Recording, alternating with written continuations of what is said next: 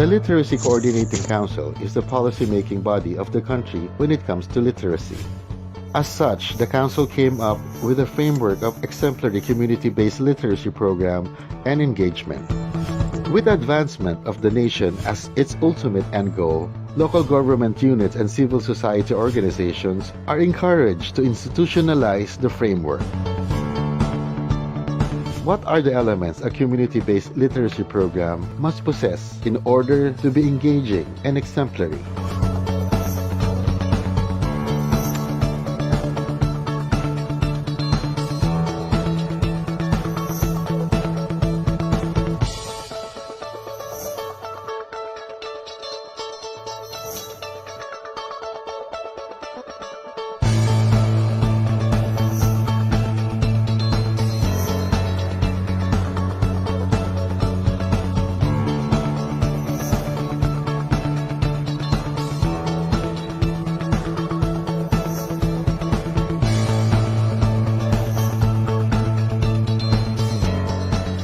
When citizens become literate through the application of these standards, in every LGU community-based literacy program, an empowered and advanced nation is indeed achievable.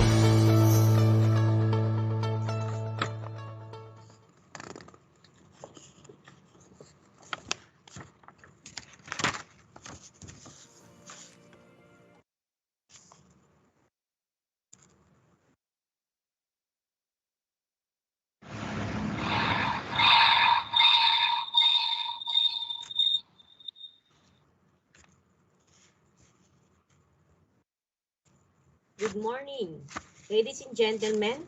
Welcome to the 2021 LCC Research Symposium. I am Evelyn A. Castro, and I will be your host for the Day of Literacy Coordinating Council's event. I am thrilled today as we welcome our esteemed resource persons and participants, including those that are with us via DepEd Philippines and LCC Facebook pages. To formally open the program, I am requesting everyone to pay our highest respect to our Philippine flag as we sing the national anthem, which will be followed by a prayer through audiovisual presentation.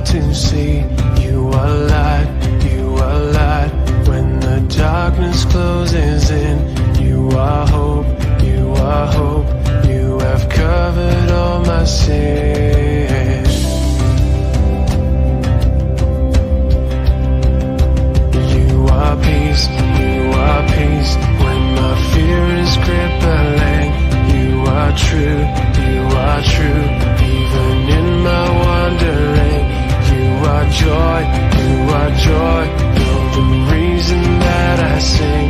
You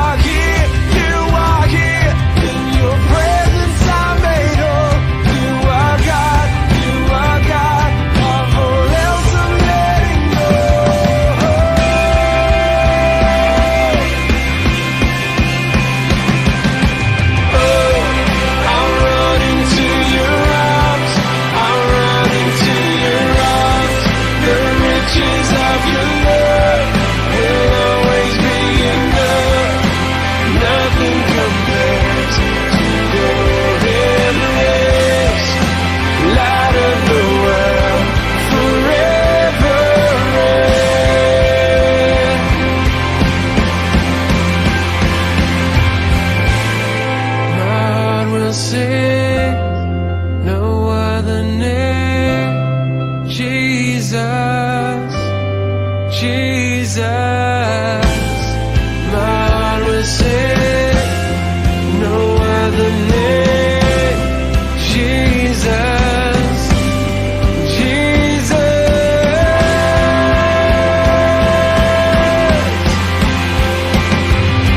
Oh, I'm running to your arms, I'm running to your arms, the riches of your love will always be enough. Nothing compares to your embrace. Light of the world, forever reign. I'm running to your arms, I'm running to your arms. The riches of your love will always be enough. Nothing compares to your embrace. Light of the world, forever reign.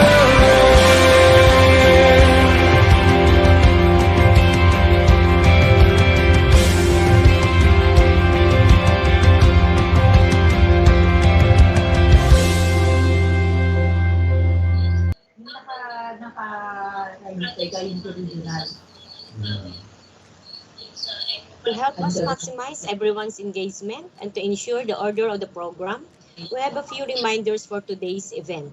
This virtual meeting is currently being recorded by LCC Secretariat for documentation purposes. For participants who are in the meeting room, kindly keep your microphones muted when not speaking to avoid unnecessary noise. Please use the raise hand button when you wish to speak and wait for your name to be called before doing so. The button labeled raise hand can be found when you click the icon labeled participants on the bottom center of your screen.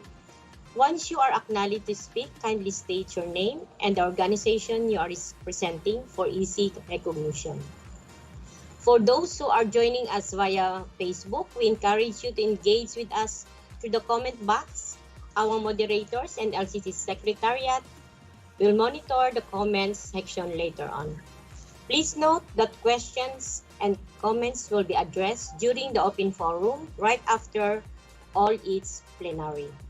Certificates of participation will be given to those who will fill out the evaluation form using the link that will be provided by the LCC Secretariat at the end of day 2 of the virtual symposium.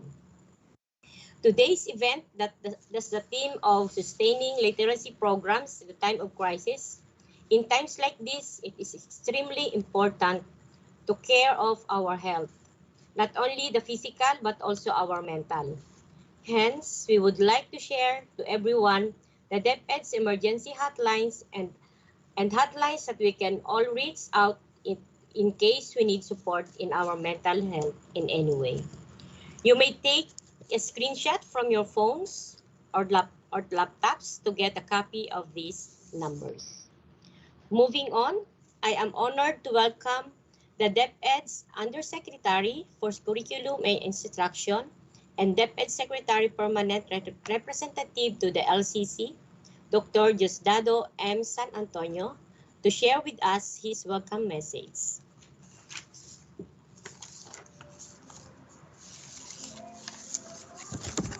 As the permanent alternate of the chairperson of the Literacy Coordinating Council, it has always been my belief that education must continue and weather the challenges that the global community faces.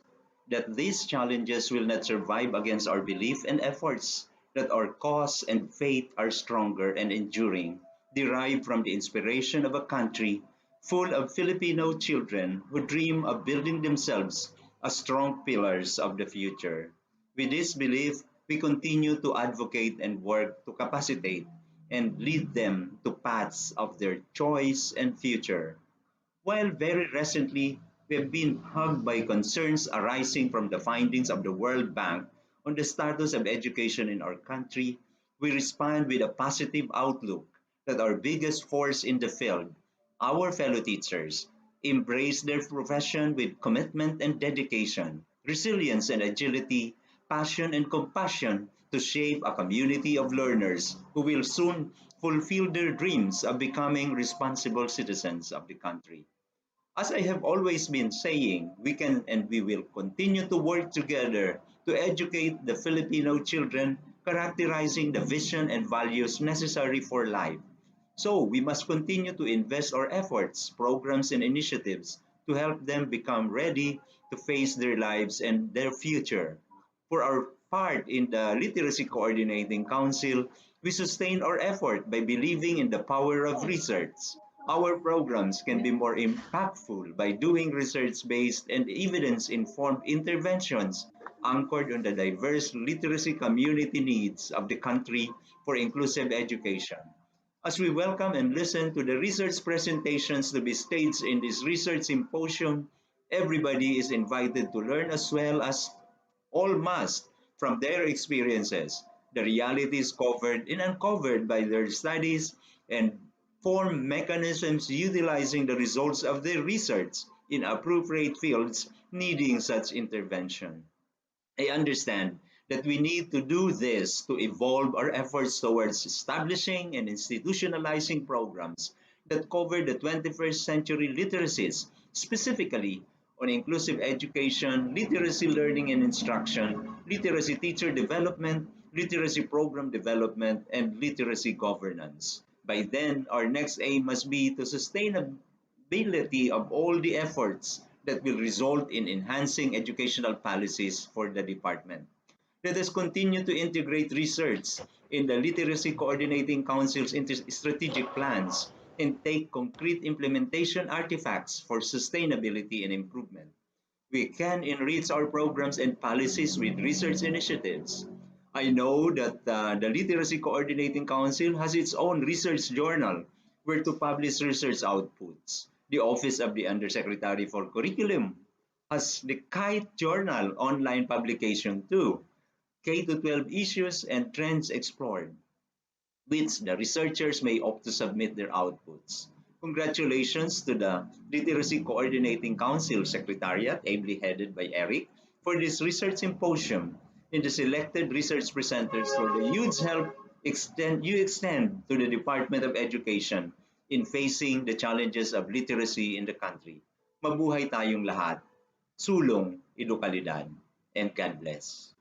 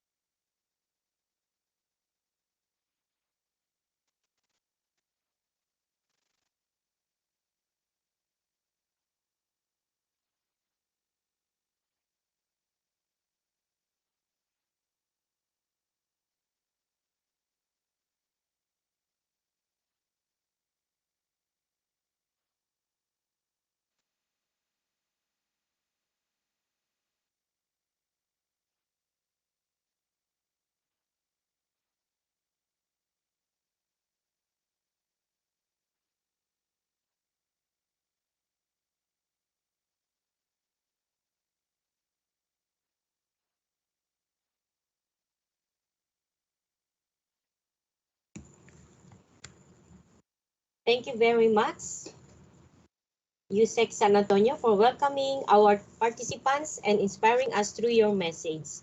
Now, to share with us the significance of our convergence today and to explain to us the overview of the research symposium, let us now put our hands together for the lead council member of research, Dr. Bert J. Tuga, President of the Philippine Normal University.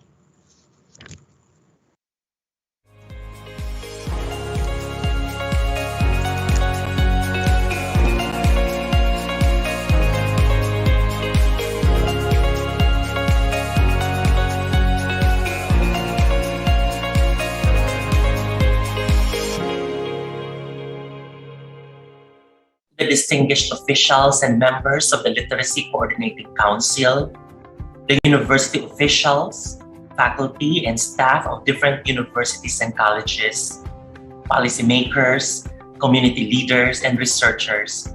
Good day to everyone. It comes with great honor to welcome you all to the 2021 Research Symposium on Literacy.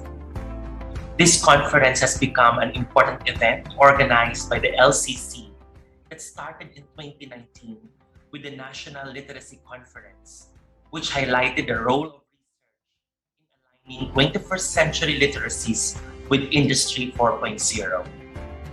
The following year, the Literacy Coordinating Council organized another conference focusing primarily on sustaining community-based literacy in times of crisis. However, due to the unexpected events caused by the pandemic, there was no other option for LCC but to postpone the National Research Conference and the Research Symposium. We are all very fortunate and lucky today because despite the postponement and the delay, we are able to finally conduct this very special research symposium. The timing and schedule of this symposium could not have come at a better time. With this symposium, we are all invited to share and reflect on the relevant and significant contributions to sustaining literacy programs in times of crisis such as the COVID-19 pandemic. It is hoped that through this symposium, we will be able to generate new insights, solutions, and emerging practices in ensuring that the Council's advocacy for research and development work at the local communities are made available and more accessible to different literacy stakeholders, particularly our local communities. Through research and development work, we can maximize and broaden our scope and reach of our literacy programs and services. As the theme suggests, our conference today is planned and conceptualized based on the three core ideas: literacy, crisis, and sustainability. When we talk about literacy, we are not only talking about the traditional definition of literacy as the ability to read, write, and do arithmetic. When we talk about literacy, we are also talking about the ability to acknowledge different social, emotional, cognitive, physical, political, historical, and cultural contexts. In other words, literacy is also about our capacity to critically examine, evaluate, and synthesize different information that constantly shape and influence our decisions and actions. This renewed definition of literacy is indicative of the new technologies and paradigms that shape learning and literacies. These new technologies and paradigms, often described within the context of the 21st century learning, bring opportunities for learners and their teachers to actively participate in literacy programs in a more diverse context. For example, media and digital literacy expand the technical and social dimensions of literacy, and in return, learners are able to filter and critically access or assess information. In this day and age, it is important that we transcend basic literacy and teach our students how to critically comprehend the various texts that they encounter. As educators, leaders in education, policymakers, and researchers, it is imperative that we provide our learners and our communities with the opportunities to find, evaluate, create, and communicate information that they can use to have a sense of security. This sense of security is essential, especially within a world characterized by volatility, uncertainty, and ambiguity. The COVID-19 pandemic showed us how the world can be unpredictable, especially for the worst.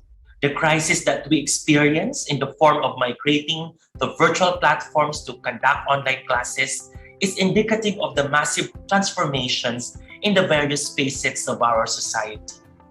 The shock of the pandemic has left traditional paradigms useless and inadequate.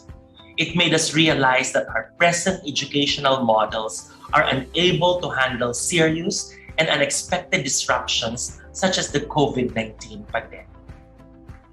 To alleviate this condition, we need to shift away from tradition. We need to outline new, more diverse, more equitable, and more accessible education systems. I believe that literacy is at the forefront of this vision. This research symposium organized by the Literacy Coordinating Council seeks to make our literacy programs more accessible and more sustainable. The Brookings Institutions, a nonprofit public policy organization based in Washington, D.C., provides us with relevant ways to respond to the emerging crisis of the time. According to them, first, we must transform our learning models to be more iterative and adaptive. This pertains to having the flexibility and the adaptability to constantly adjust to new realities. We need to observe, study, and use past experiences to develop models that can easily adjust and respond to abrupt changes in education and learning. Second, the Brookings Institute recommends that we need to engage multiple factors or multiple actors, fostering a culture of collaboration and strengthening our networks and partnerships are all essential in preparing for and responding to a crisis. When we communicate and collaborate with the government, civil society organizations, and other stakeholders, we are able to have a holistic grasp of the needs of our communities. Individually, we cannot address emerging crises alone, but collectively, we can manage any situation. This collective action requires us to facilitate innovation in education by sharing and exchanging knowledge and encountering peer-to-peer learning. My dear esteemed colleagues and partners, as we expose ourselves to the different presentations today, I hope that this symposium can help us build momentum, support collaboration, and identify ways to exchange and share knowledge and resources to ensure that our literacy programs can endure emerging crises and address key challenges we face in the Philippine society. Thank you, and again, welcome to this 2021 Research Symposium. Have a nice day ahead.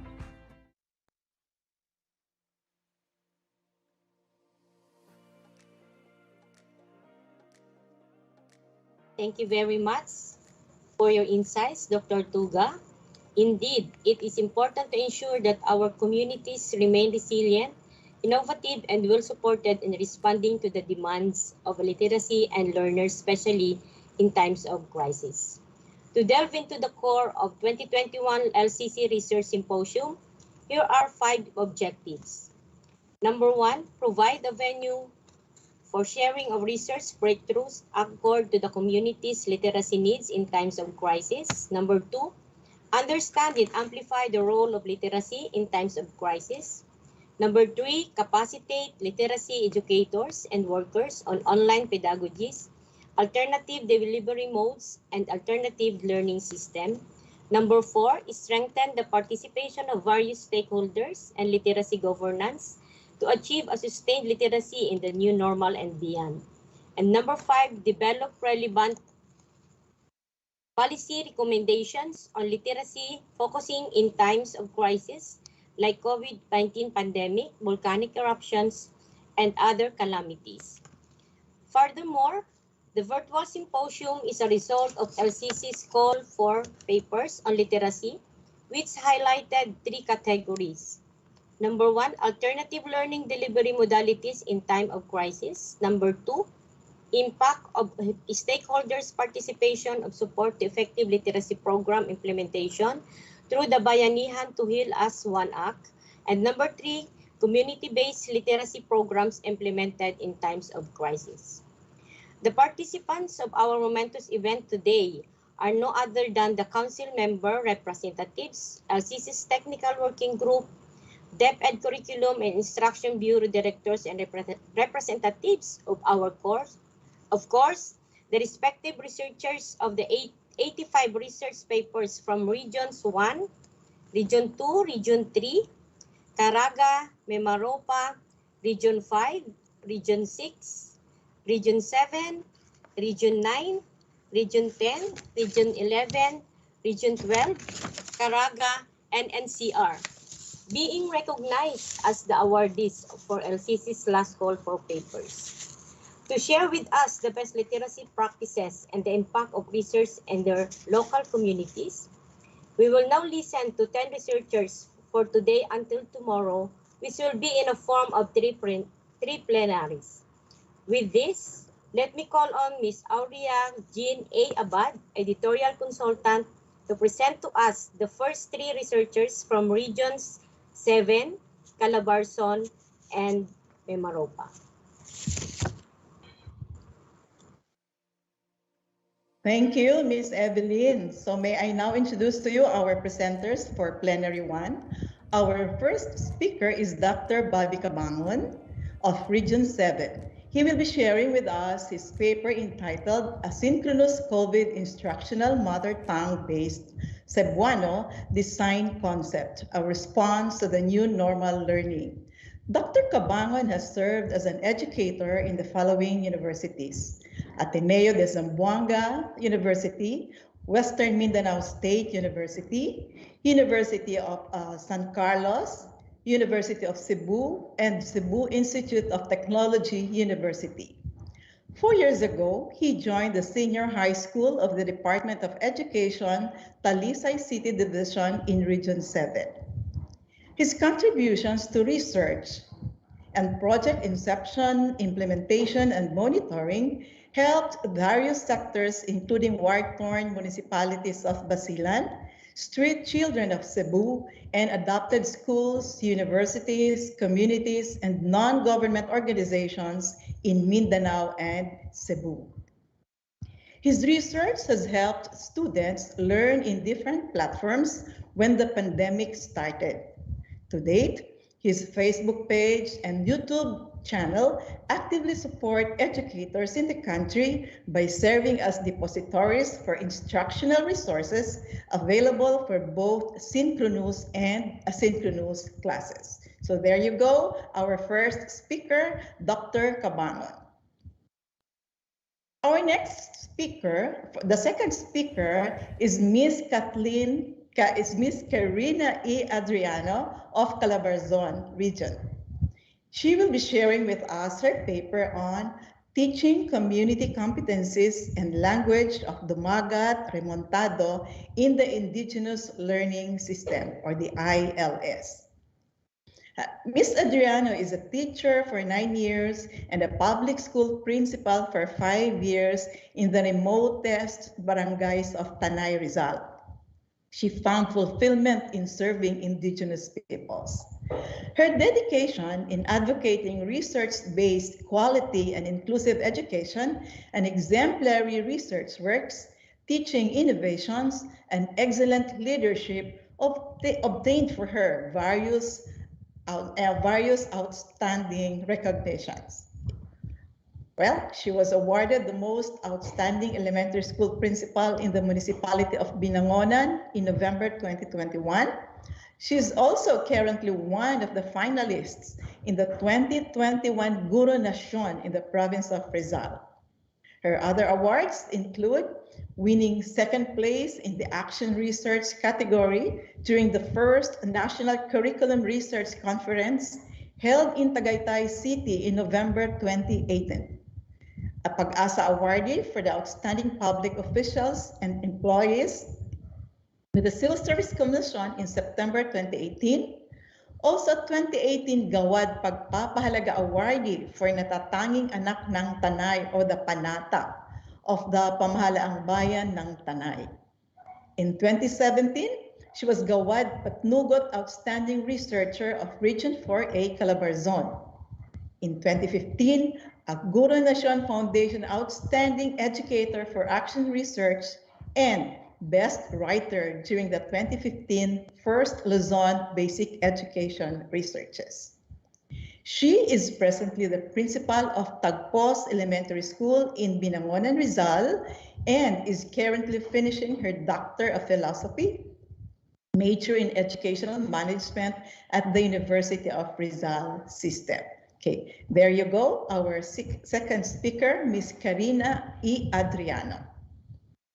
Our third speaker is from Mimaropa region, Ms. Veronica M. Faigao. She will be sharing with us about parents' literacy in facilitating education of their children during the COVID-19 pandemic. Ms. Faigao is currently working in the school's division of Romblon, Mimaropa region as Senior Education Program Specialist.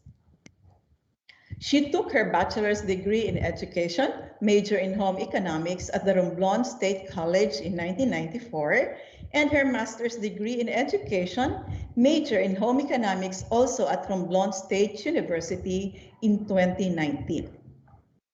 She started teaching at the Virginia Centurion Brachelli School in 1995 and at Maiha National High School in 2007.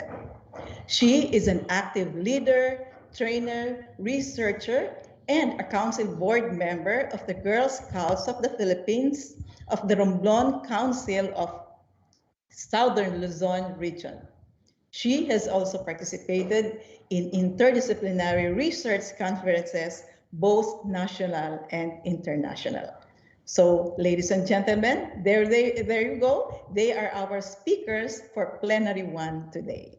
Thank you.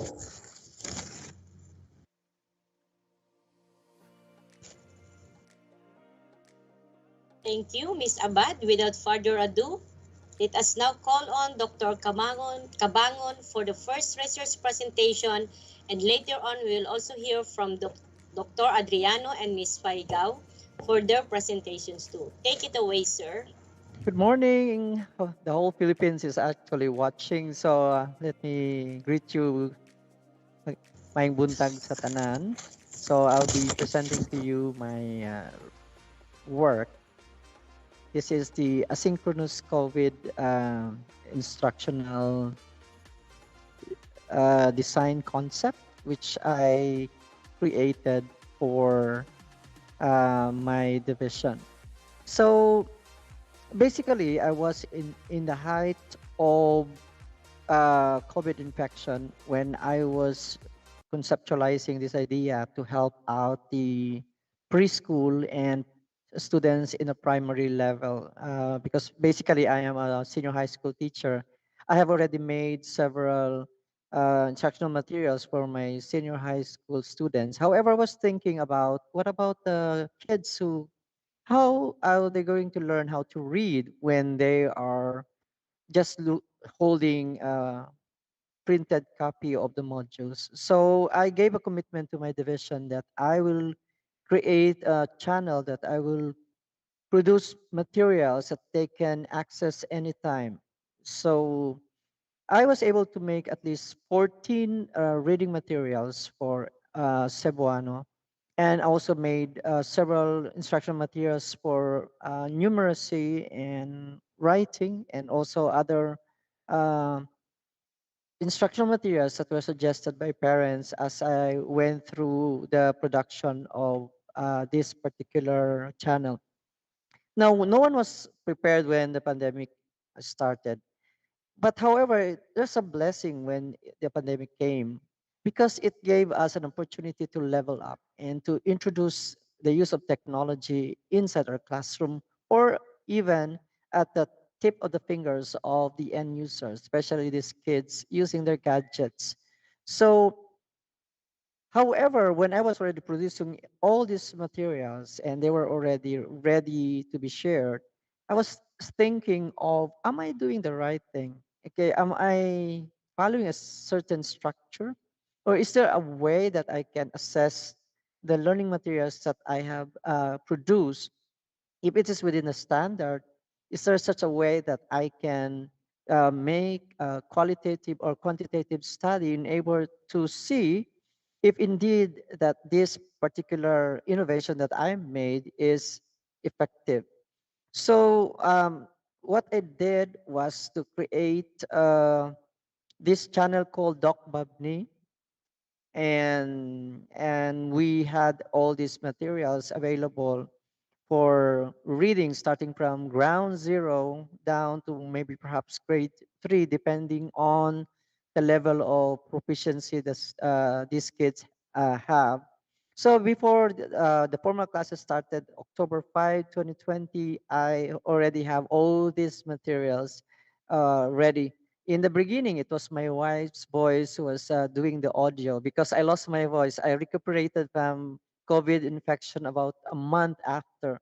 So when my voice was already back, so it was already me doing all the audio thing. Aside from the instructional materials, there are also some samples of assessment videos where there will be no more modeling or no more voice assist that the kids can use to be able to see if they have already mastered uh, the ways on how to read. So this particular measure is actually a response for teachers and even parents and learners who are also grasping and looking for ways on how to maximize learning even without the four walls of the classroom. So the best idea that I have was to look for theories or learning practices or design that is being used in an international standard to and use it for assessing my innovation. So that I heard that my good friend Dr. Ronaldo B. Inoshan of Cebu Normal University won first place in uh, creating an innovative instructional design concept. And I have a chat with him since we are working in a certain group working group.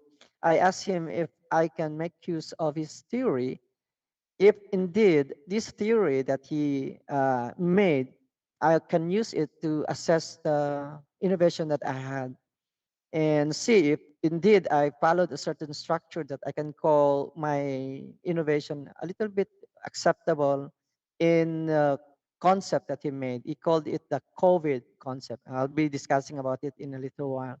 And of course, in an international standard, I use Banner's remote learning best practices criteria, which I will be discussing in a little while.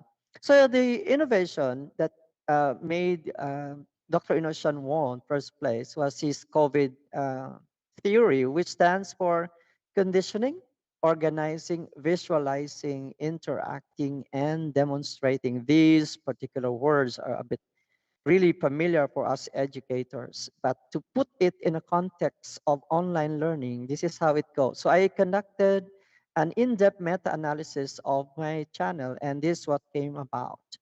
So later I'll discuss. Let me discuss first the remote learning best practices by Banner, and the criteria would be accessibility, choice, collaboration, communication, feedback, flexibility, social and emotional learning, and of course the time element.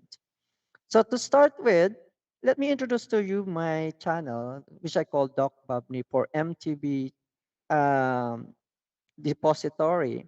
It started with 0 subscribers and 0 views. So what I did, I just invited some few parents and shared them the link and few teachers in the preschool. This is all throughout the country, of course, those that I knew who might be future users of the channel. From 0 subscribers now down to 669 subscribers. Of course, the end users are little children. So I don't expect that the subscribers will bloat because you need to have an account in YouTube to be able to be counted as subscribers. So mostly the 669 that I have, this is around 2 weeks ago, came from the parents, the teachers, or other users. From the 0 views, now we have 12,272 as of 2 weeks ago. So my meta-analysis focuses on the quantitative and qualitative data that is available on my YouTube channel. So aside from this, there are also other channels that I use to be able to communicate with the end users. Starting off with conditioning, this particular format is given in an invitational mode. So I know that some kids have this uh, apprehension in using technology in formal learning. So that is why the voice prompt inside is so like invitational. It's low tone, and the music that we use is part of the conditioning process that the student will be prepared in reading how to read.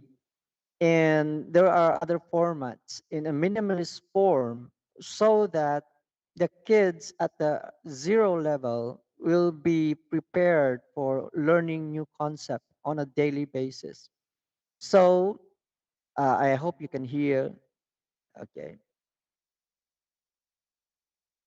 Okay, that is the sample of the invitational voice that is welcoming the learner to condition themselves in learning. So how did I organize the whole material? Since I'm a very experienced uh, person in terms of conducting reading camps and reading uh, programs, I conducted several programs for reading in the entire Basilan municipalities and Zamboanga Sibugay. And when I came here in Cebu, I also did a lot of these materials printed for street children and for rugby boys. We also had several adapted schools of the different dam sites here where I use this format in teaching kids how to read. So I follow the same format in creating this channel. It starts off with a phonics method, which is starting off with a single sound, two sounds blended together to create what we call the blend. When the blends are grouped together, sometimes they create syllables, and syllables can form word. And word, when they are mixed with sight words, they can create phrase, and phrase into sentence, sentence to story, and story to comprehension check, which we followed, higher order thinking skills, which is found now on the higher number of the Basanata series. So this kind of arrangement is actually on a gradation from simple to complex to accommodate zero level reading uh, pupil to a little bit advanced. So let me have you a little sample of how it goes. Ah,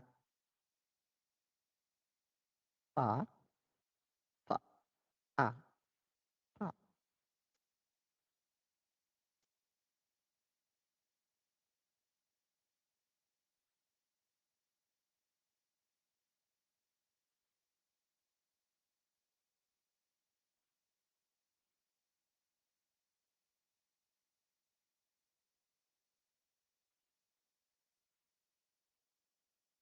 Okay, there it goes. As simple as that. Now, if we can do this in Cebuano, because every video, instructional video is thematic. So this particular Basanata one focuses on the names of family members. And on the right on your screen, this is already Basanata 12, which is now a little longer, and this is a complete sentence now for maybe perhaps for grade 2 or grade 3, after learning how to read from Basanata 1 to Basanata 11 perhaps. So there are also other videos higher than this that can the pupils or the kids can make use. So if this is workable for Cebuano, and this can be also workable for other languages all around the country. So visualizing is very important. Now, as we all know that kids love the big books, and it's the same manner. This is also how we program the Basanata series. It starts with a big letter so that it maximizes the viewer of these young learners. As we all know right now, our kids are mostly visual in nature. So sometimes we put picture recognition But slowly, as the learning material progresses to the higher form, we eliminate already the picture so that we can really concentrate, that the kids can really read, not based on the assist of the not based on the pictures on the side, but basically on the words that is being flashed on the screen. So that is how we do the visualizing. For interacting, since this is loaded in YouTube, the end users actually can do chatting and give feedback on the feedback box below. So I was able to get through them and discuss with them and share with them, and also accepted their suggestion on how I will be able to develop more.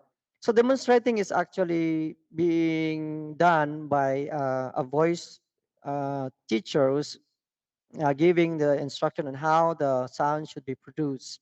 For the banners criteria, accessibility. So we have already seen that this is can be accessed all throughout the nation. My 0 views down to almost 13,000 views, from 0 subscriber to almost 700 right now. So this accessibility is really good for students at their hand. If they have their gadgets with them, then they can access. Since we offer different kinds of reading materials, from reading 1 to the 14 or higher than that, the kids have a choice on which particular material is actually at par with their level. So this is also very important in creating online class, that there would be choices that the kids can have when it comes to their learning. For collaboration, parents and teachers who gave their feedbacks uh, help me create more materials. So this is a more not just my work, but it's a collaboration. And we communicate not only through the messenger, but also to the feedback area of uh, the channel. So we now see the changes of emotions. In the past, we don't allow kids to make use of their gadgets. But today, since we can maximize the learning using their gadgets, we now have a change of heart when it comes to the use of their cell phones or their tablets. So with this, we can minimize COVID infection, since they will only be staying in the four walls of their homes. So what is the nationwide impact when it comes to this innovation? We can make use of this in different languages, as long as we train the teachers on the phonics method and also train them on how to make instructional videos based on a certain theory, and not just a random way of making instructional videos. If our local government can provide at least 100 Mbps Wi-Fi access, or even our schools, if we have already the budget, this can be accessed by our students around the radius of the community. So procurement of tablets and cell phones and other materials can be done by local government or with debt funding. So no or less contact with outside world, then actually we can minimize infection. So thank you very much for giving me this opportunity to share my study and Avante Senior High School, Talisay City National High School. Thank you very much. You unshare.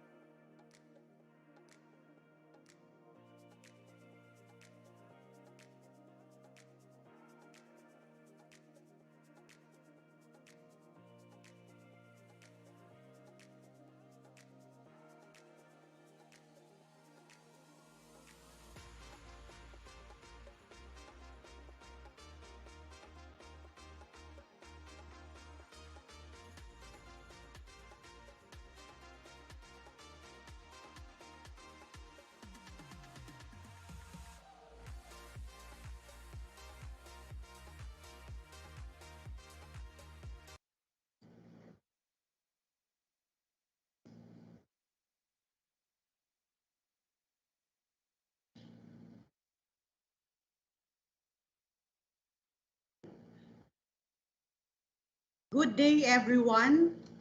Magandang araw po sa inyong lahat. Mataas na pagkilala para sa mga katutubong dumagat remontado ng Barangay Mamuyaw, Tanay Rizal. Sa aming mga chieftain, elders, wisdom bearer, mga magulang at mga mag-aaral ng Mamuyaw. Gayon din ang pasasalamat sa mga kapwa ko guro ng Mamuyaw Elementary School, Tanay Rizal.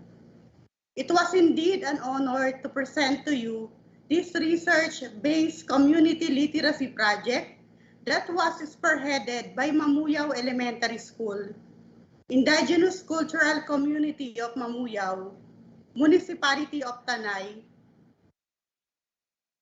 Tanay Sub-Office, Division of Rizal. I am Karina E. Adriano from Region 4A Calabarzon, Division of Rizal. This research entitled Teaching Community Competencies and Language of Dumagat Remontado in Indigenous Learning System is the result of Project Biyagtas ng Dumagat, Bigkasin at Yakapin Kakayahan, Talino at Asal ng mga Dumagat. This was a part of the School Culture and Language Literacy Program. There are three important variables in this study. First, community competencies refers to the indigenous knowledge, skills, practices. This IKSP focuses on four aspects. Pakikipag-ugnayan ng katutubo sa manlilikha, pakikipag-ugnayan sa lupaing ninuno o kapaligiran, pakikipag-ugnayan sa pamayanan kabilang ang kanyang pamilya, at pakikipag-ugnayan sa kanyang sarili. While language refers to the mother tongue by the Dumagat Remontado of ICC of Barangay Mamuyaw, based from the consultative meeting conducted, the language will be called Wikang Dumagat Remontado. An ILS, or the Indigenous Learning System, refers to the Dumagat Remontado own ways of transferring IKSPs and language, ang kanilang sariling paraan ng pagpapadaloy ng kaalaman. ILS means learning in a day-to-day activity. With ILS, children were taught livelihood, skills, norms, values, and traditions of the community. Education was significant and useful because it met the needs of Dumagat Remontado in aspect of the desire to survive and live peacefully and harmoniously with nature. This what makes our school pursue this project. Even if we had contextualization, localization, and indigenization of curriculum, still the problem on the availability of Dumagat Remontado to speak their language became one of the alarming realization. According to the report of the Summer Institute of Linguistics, SIL, Dumagat Remontado language was reportedly highly endangered and possibly no longer in use. And based on demographic profile gathered by the Mamuyaw Elementary School, only 1% of the Dumagat Remontado can able to speak their language. This will provide Dumagat Remontado pupils a more culturally and appropriate education by learning their culture and language in their ILS.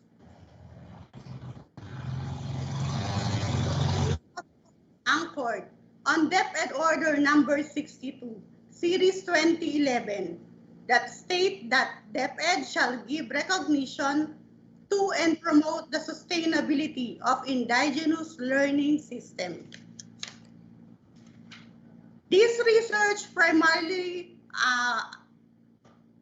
answers how effective does the pupils learn their culture and language in their ILS. Since there is no Dumagat Remontado teacher in the school that is capable in teaching their culture and language, and there is no available orthography developed for the community, this research project was conceptualized.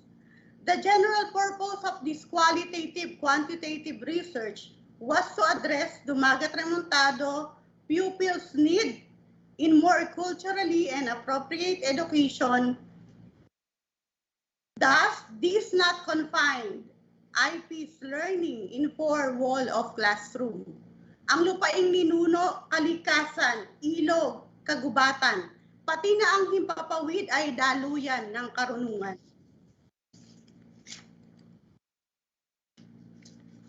There are 68 or 100% Dumagat Remontado pupils as subject of this study. Total enumeration sampling was employed in the study. Data gathering strategies used are individual in-depth interview, focus group discussion, and participants observation. Oral test was administered to the student to find out the effectiveness of teaching culture and language in ILS. Effectiveness of the proposed research project was based on the community way of assessment. Only the IKSP allowed by the community to be taught will be included in the lesson. This research project ensures that DepEd Order number 51, Series 2014, or the guidelines of activities and the use of materials involving aspect of IP culture was observed and complied by the school and the researcher.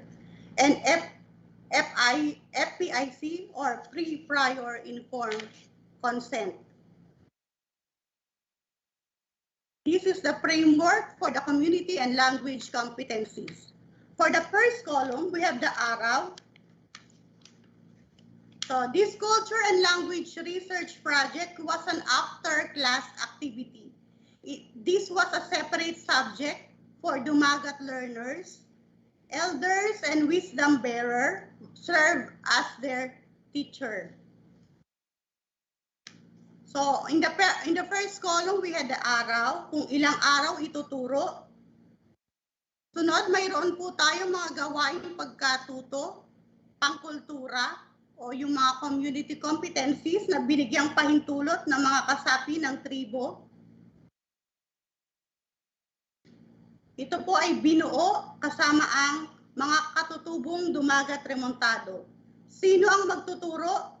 Katuwang ng tagapagpadaloy ng aralin. May mga aralin na di kailangan katuwang, na may katuwang o tagapagpadaloy. So meron tayong elders na nagtuturo ng language at elders na nagtuturo ng kanilang IKSP. Mga aralin para sa MTB o yung kanilang mother tongue, ito ay binatay din sa K-12 curriculum, padadaluyin gamit ang wikang Dumagat ng mga tribong Dumagat Remontado ng Barangay Mamuyaw. Mga kagamitang panturo, ito ay mga kagamitang gagamitin o ginamit. Sinuri, binalida, tinanggap ng mga kasapi ng tribo. Pagpapahalaga at pagpapalalim, dito pinapaliwanag kung bakit kailangan na matutunan ng mga mag-aaral ang gawain. Ang proyektong ito ay sinimulan at kasalukuyang pinagpapatuloy simula noong 2018 hanggang sa kasalukuyan kahit nagkaroon ng pandemic. Findings based on the analysis, result, and responses of the learners, elders, parents from ICC of Barangay Mamuyaw, Tanay Rizal, teaching culture and language in their ILS was very effective. For 30 days, yung unang implementasyon po namin, ang 30 days, ay naituro ang mga sumusunod.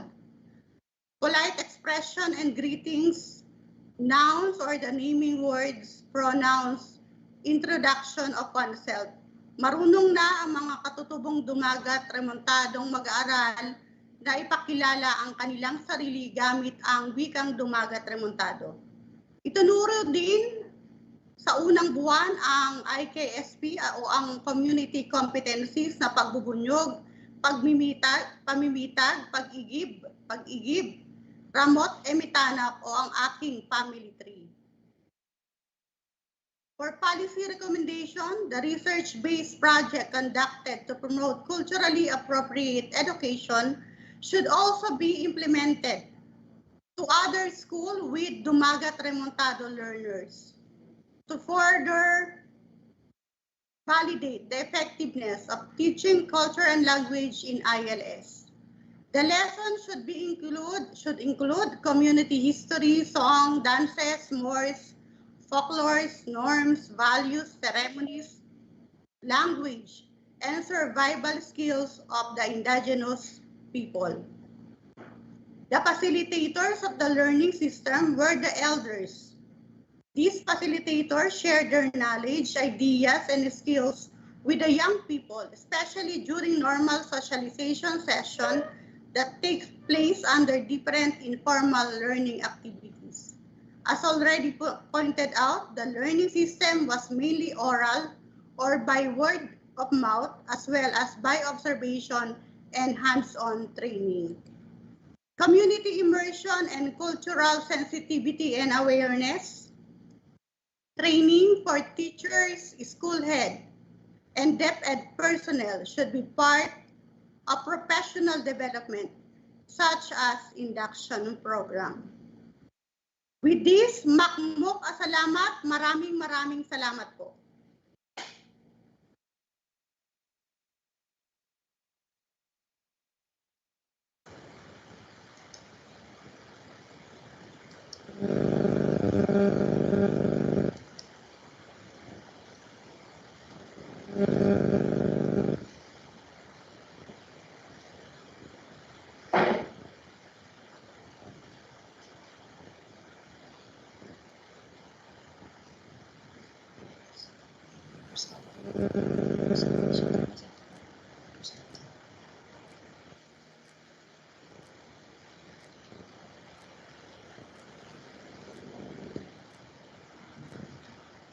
Okay?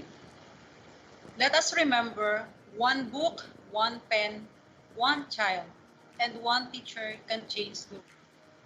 That is quoted from Malala Yousafzai. Good day, everyone. Greetings to the DepEd Literacy Coordinating Council and to my co-researchers. I am Veronica M. Paigal with my co-researcher, Sir Oliver Argalindes, from the DepEd Schools Division of Romblon, Mimaropa region. In the Philippines, one of the aspirations of parents is for their children to get educated. They believe that education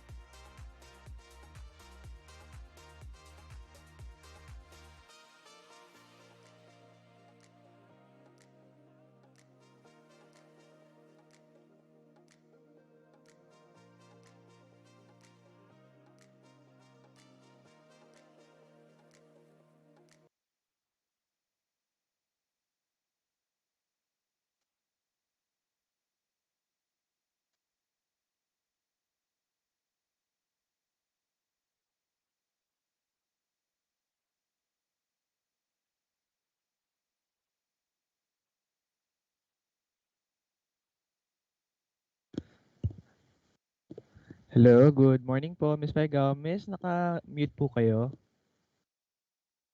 Pa-unmute lang po. Salamat po.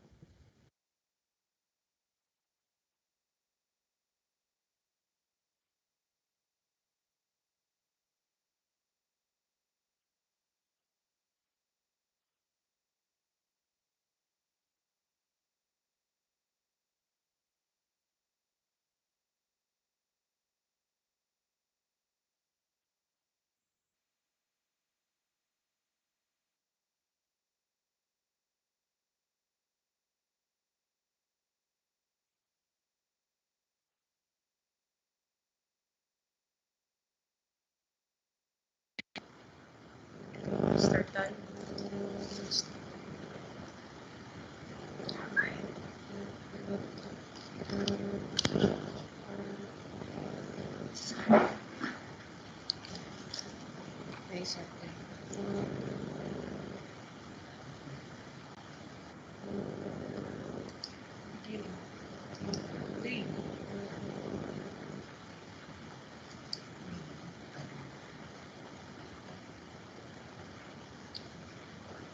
Let us remember, one book, one pen, one child, and one teacher can change the world. Quoted from Malala Yousafzai.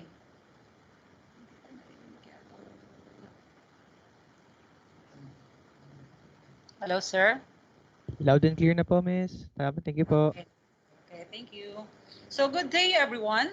Greetings to the DepEd Literacy Coordinating Council and to my co-researchers. I am Veronica M. Faigao with my co-researcher, Sir Oliver R. Galindez from the DepEd Schools Division of Romblon, Mimaropa region. In the Philippines, one of the aspirations of parents is for their children to get educated. They believe that education is one thing that they could provide their children for them to have a better future ahead. With this, let me introduce to you our research entitled Parents' Literacy in Facilitating Education of Their Children During the COVID-19 Pandemic. For the rationale of this study, to identify the parents' level of literacy in facilitating the education of their children, especially in this time of pandemic, to design a program that will help alleviate the constraints that they encounter, to familiarize the parents with their roles as facilitators of learning at home, to see the extent parents get involved in their children's education, and to help the parents reflect and identify their strengths and weaknesses, considering how they help their children in the learning process. For our research problem, this study targeted to assess the level of parents' literacy in facilitating education of their children in terms of motivating children, providing guidance and assistance in performing learning activities, supporting further learning, providing resources and satisfying learning needs, and developing functional literacy. The significant difference on the level of parents' literacy in facilitating education of their children when parents are grouped according to profile variables. The challenges that the parents encounter in facilitating education of their children, especially during this time of pandemic, and the purpose to propose a program to boost parents' literacy in facilitating education of their children. And for the purpose of this, to serve as reference for the Department of Education, Division of Romblon, to see how parents facilitate their children's education, to enable the school heads to see the extent parents get involved in their children's education, serving as a vital input in designing school initiatives to establish and strengthen parents' involvement, to let the teachers find this study relevant in overseeing how parents serve their extra hand in facilitating the education of their children, and to enable the parents to be familiar with their roles as facilitators of learning at home.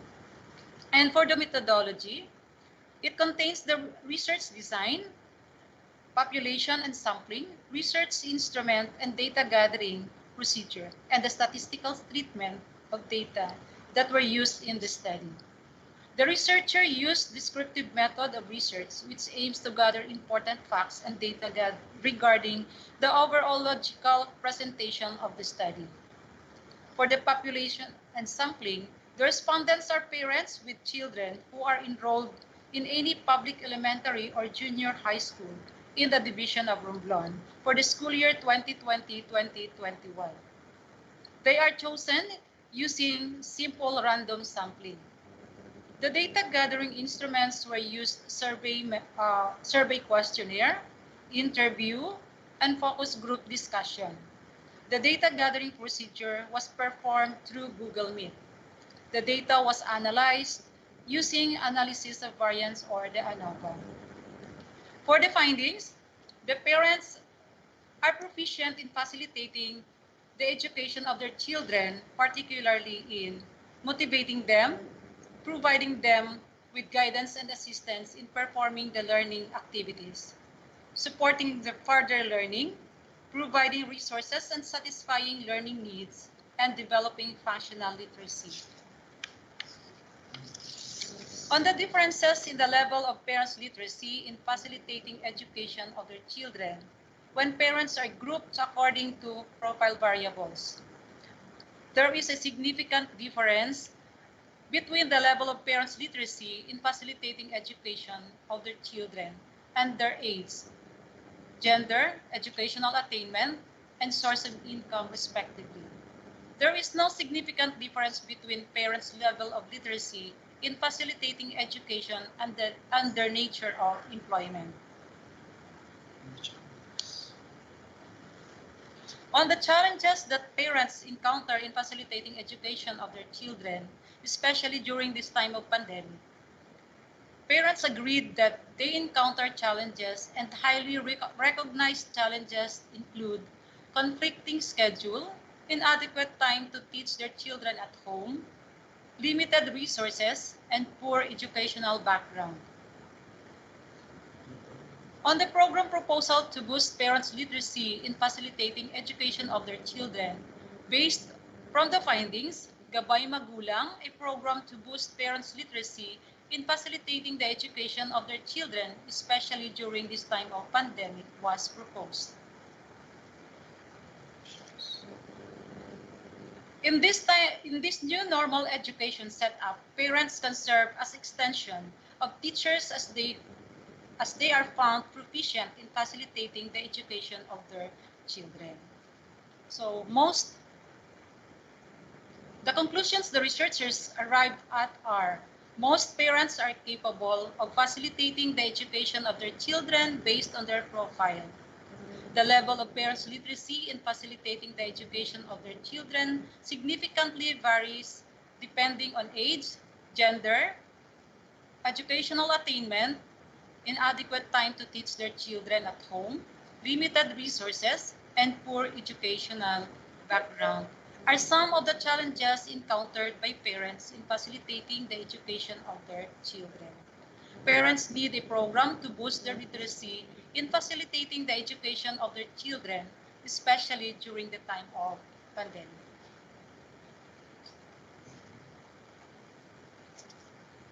For policy recommendation, in designing program for parents' literacy, special consideration to their profiles such as age, gender, educational attainment, and source of income should be in place.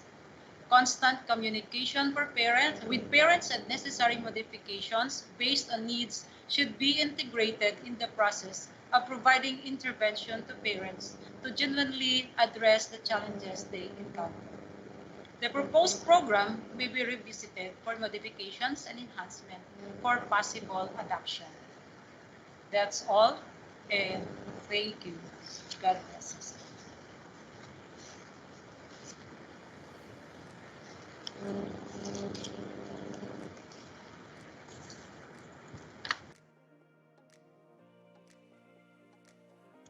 What an insightful presentation, dear researchers. Truly, we are learning a lot, though we are just on the first plenary. Right now, we are ecstatic to have our first 15 minutes of info room.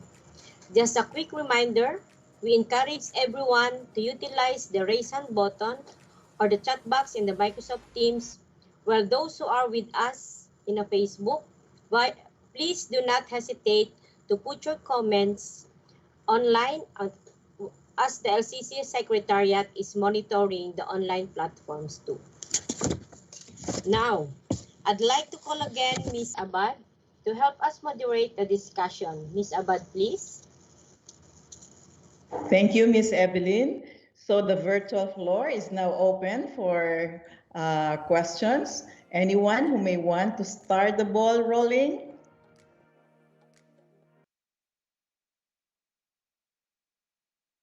Okay, so while you are thinking of your questions, I would like to inform you that we have lots of congratulatory remarks in our chat box, also in our Facebook page. But we welcome your questions, your queries, and our presenters are ready to respond to your queries, to respond to your questions. Okay, still waiting for your questions. May I just read some messages in the chat box. The topics are interesting and very relevant in our situation. It is helpful also to us researchers. Then also from Region 5, that was from Miss Marife. From Region 5, congratulations, sir and moms. Congratulations, Doc Bob. Uh, Thank you for sharing, sir.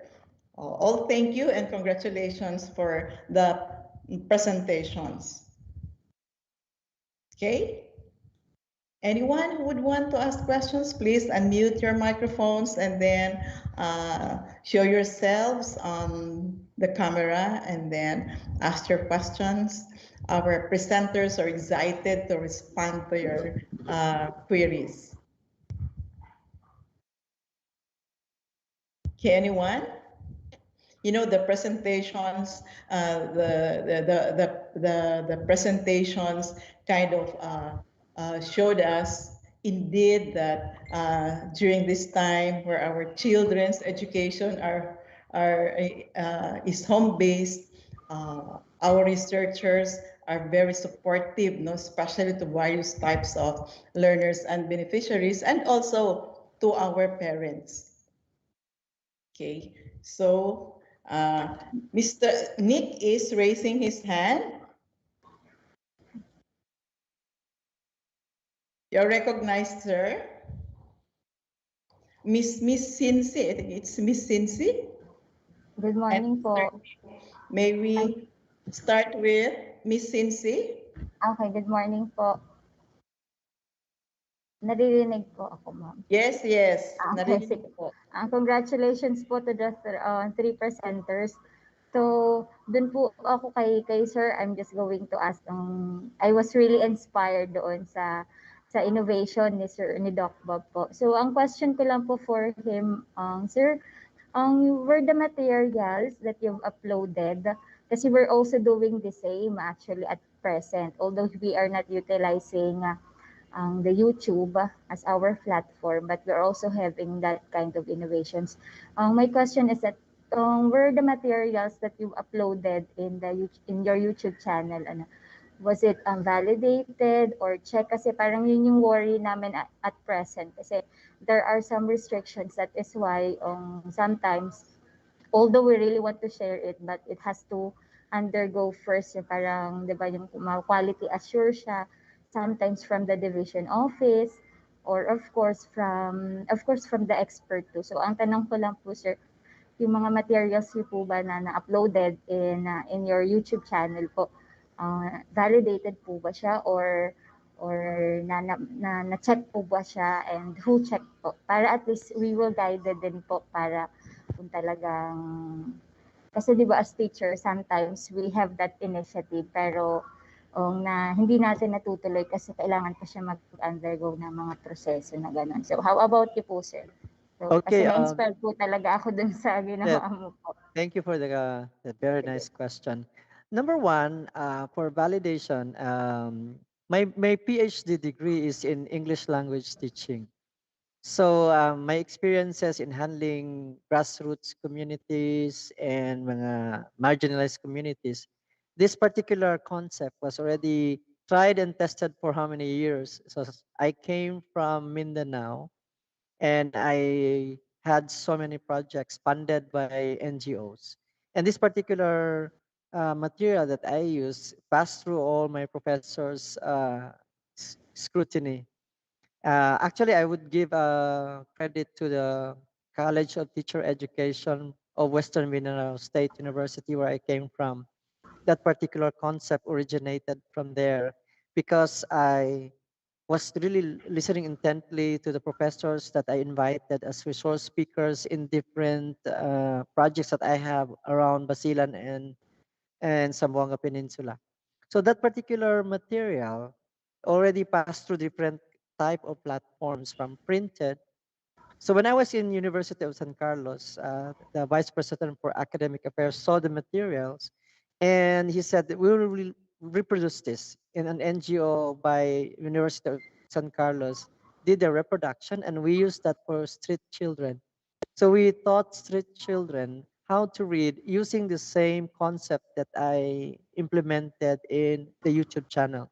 So when the YouTube channel was created, then there's a thought that I was thinking, am I doing the right thing? Is this the right way Yes, sir. to make a video? Because I conceptualized it while I was in bed recuperating from COVID infection. I was visualizing, how am I going to do this? How would the image look like? I don't want to appear on the screen. So can I use other voice channels? So my wife is also an English teacher, and we're both learning Cebuano. That's why we also have the audio and the video evaluated by Cebuano speakers, because I am a speaker of Tagalog and my father is Ilocano, but I grew up in Mindanao. My wife is Chavacano speaker. So they find sometimes our tongue a bit not native like when it comes to speaking Cebuano. But we have the materials evaluated by Cebuano speakers. Pwede na ba 'to? Pwede na ba yung Cebuano namin? Is it really funny or something? Yeah, you're almost like native like. So that's one of the validation that we had. And then, while ongoing, we presented the videos sa mga preschool teachers and asked them to give us more feedback on what else should I produce. So if you check my channel, there are also other materials, even like Learn Cebuano like a Pro. That is for adult learners who wanted to learn how to speak Cebuano, because they were giving us inputs. And oh, you make a video about different names of days in Cebuano, because it's not Lunes, Martes, Miércoles. There is a Cebuano word for every day. So while all these inputs are coming from especially for preschool teachers, we were able to develop more materials. So that's one of the validation that we had. And I talked with our CID chief of our division and gave her the commitment, and she gave me full support. At the same time, I was looking at the research part. That's why I did this research thing to validate. This is one of the validation that I made. If indeed I am following a certain structure, or there a theory that could support that I'm on the right track. That's why when I came across with the COVID theory by Dr. Inoshan, which won first place in CHED, I said, this is it. This is one of the validation that I can do if I can make a qualitative and quantitative study on the material. So based on the findings that I gave, na-match naman. Meron namang mga evidences like accessibility for Benner. Lumaki na yung YouTube channel. So don't worry as innovators, kasi personal naman yung YouTube channel, di ba? Hindi Yes naman po. siya naka-attach sa DepEd. So Yes. ang format natin sa YouTube, when we apply for our channel, meron man siya mga restrictions. If you can remember, dapat hindi siya offensive at saka hindi nagnenegosyo, we don't use children. So may mga specification yan when you upload or you apply for a YouTube channel. So by that parameter siguro, it's your guideline. Okay na ba yung channel mo?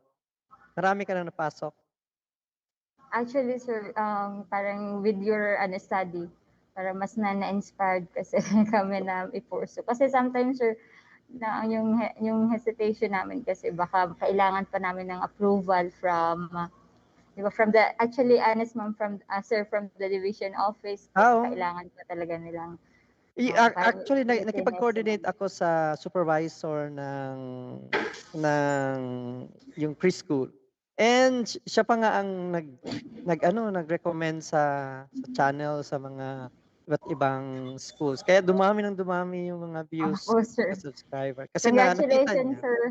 Sige. We are really Thank you. inspired Sige, go lang tayo. We innovate. Yes po, sir. And Yes, reach sir. out as Thank many you po. learners as we can.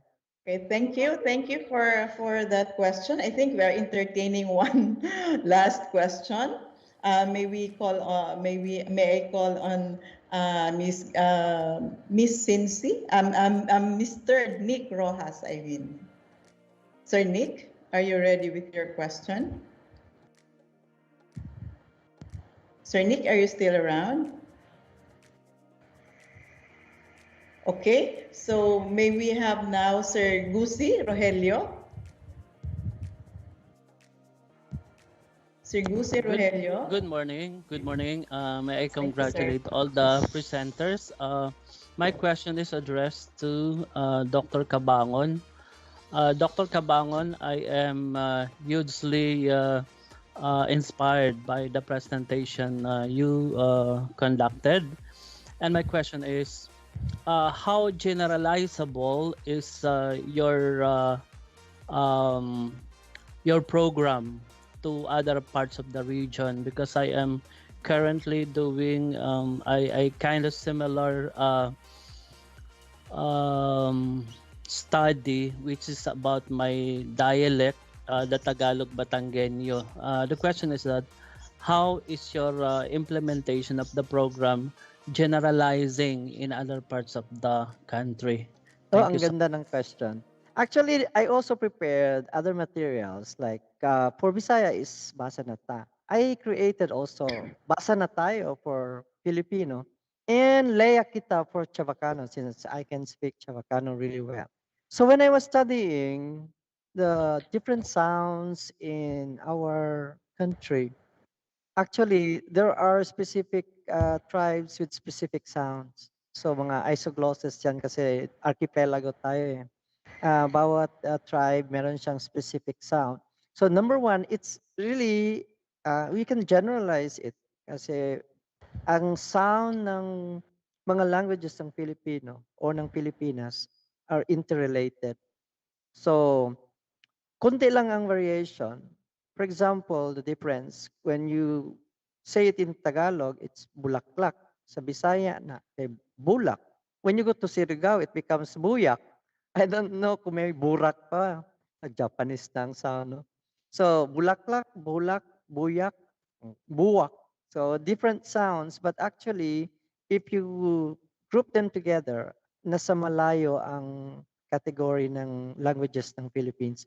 So, pwede siya ma-generalize kasi yung A natin, yung the sound of A, meron bang ibang version yan sa national o sa ibang tribes? Kasi sa English maraming A eh. Di ba iba-iba yung sound ng A. Sa atin yung A lang ba? O kung yes ang sagot, then we can really create the same concept all throughout the Philippines. So, pag-aralan lang natin yung specific sound ng Batanggenyo. So, ano ba yung mga peculiarity ng sound ninyo? So, doon kayo mag-focus din, i-emphasize, especially kung ang basehan natin is the phonics in English. So, dapat ang baseline natin is the Tagalog or Filipino sound. So, yun ang magiging baseline natin. Kasi hindi kayo masyado familiar with Cebuano. So although Cebuano I think is older than Tagalog, pero yung Tagalog is widely accepted siya. So kung ang Batanggenyo is may mga Tagalog sound, so it would not be a problem at all in creating phonics material for your particular tribe or particular region. So I don't see any major problem in creating an instructional material for preschool para sa region ninyo. Go, go, go lang, sir. I know you can do it. It's really a very good contribution para sa mga bata. Did I answer your question, sir? Yes, you did.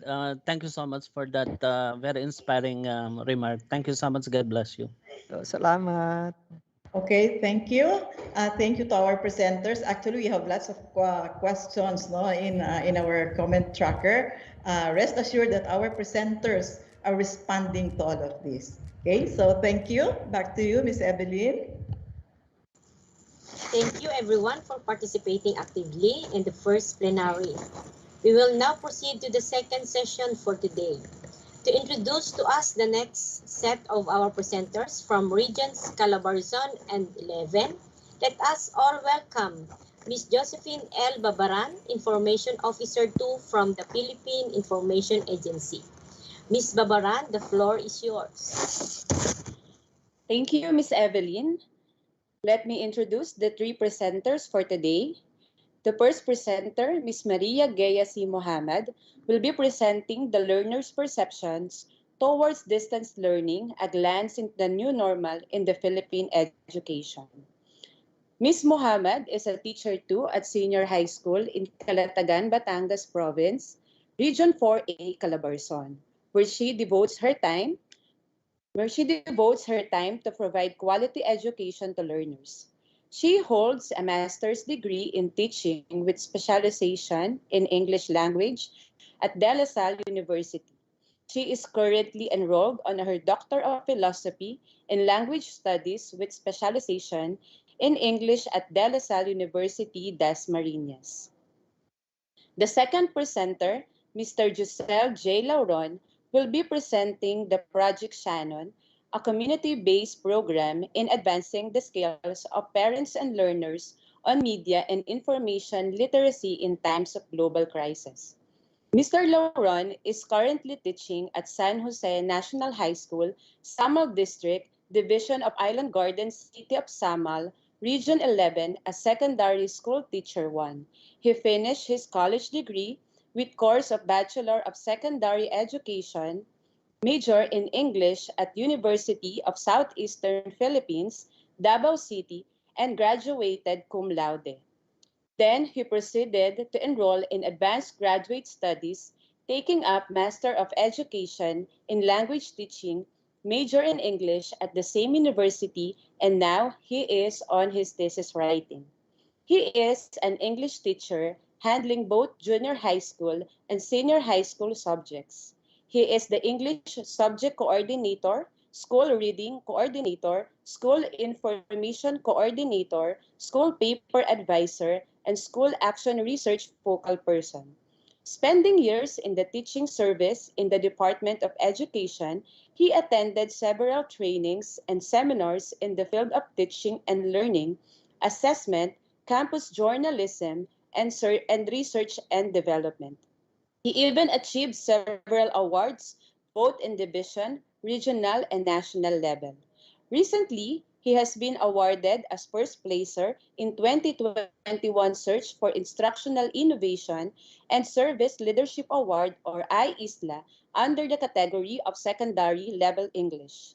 Grounded with passion in research and development, he published several action researches like Word City Game Strategy for improving the spelling skills of grade 7 students, which he presented during the First Division Research Summit in the Island Garden city of Samal. He also submitted research papers in division, and some of these were Colatec, Communicative Language Teaching, an approach in improving the speaking skills of senior high school students, and One Dial, One Call program, an approach in increasing the level of student engagement in English classes under modular distance learning modality, in which the school's division adopted its results, and encouraged all schools to utilize it. The last presenter, Dr. Raymond M. Perry, will be presenting the future proofing of basic education in a BUCA world. Dr. Ferry holds two doctor's degrees.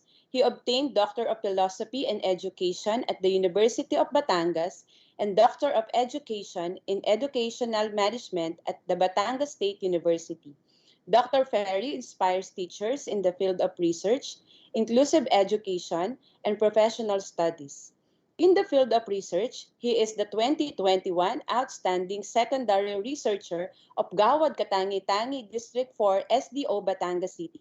He conducts seminar, workshops on research culture, leads the teachers in writing action research proposals, and action research report. He serves as an international demonstration teacher, research presenter, moderator, session chair, and documenter. He was nominated for Iconic Educational Leader and Iconic Research Leader for the World Class Excellence Award of iStar Thailand. He was a recipient of 2018 Outstanding Alumni Award of the University of Batangas. He was served as principal at San Antonio National High School and San Agapito National High School, Batangas City. At present, he is the head teacher 6, AP Department, Batangas City, Integrated High School, Batangas City, Philippines. Ladies and gentlemen, our three presenters for the plenary 2. Over to you, Miss Evelyn. Thank you. Thank you, Ms. Babaran. Now, for our third speaker for today, let us have Ms. Muhammad to be followed by Mr. Lauron and Dr. Ferry later on. Ms. Muhammad, please.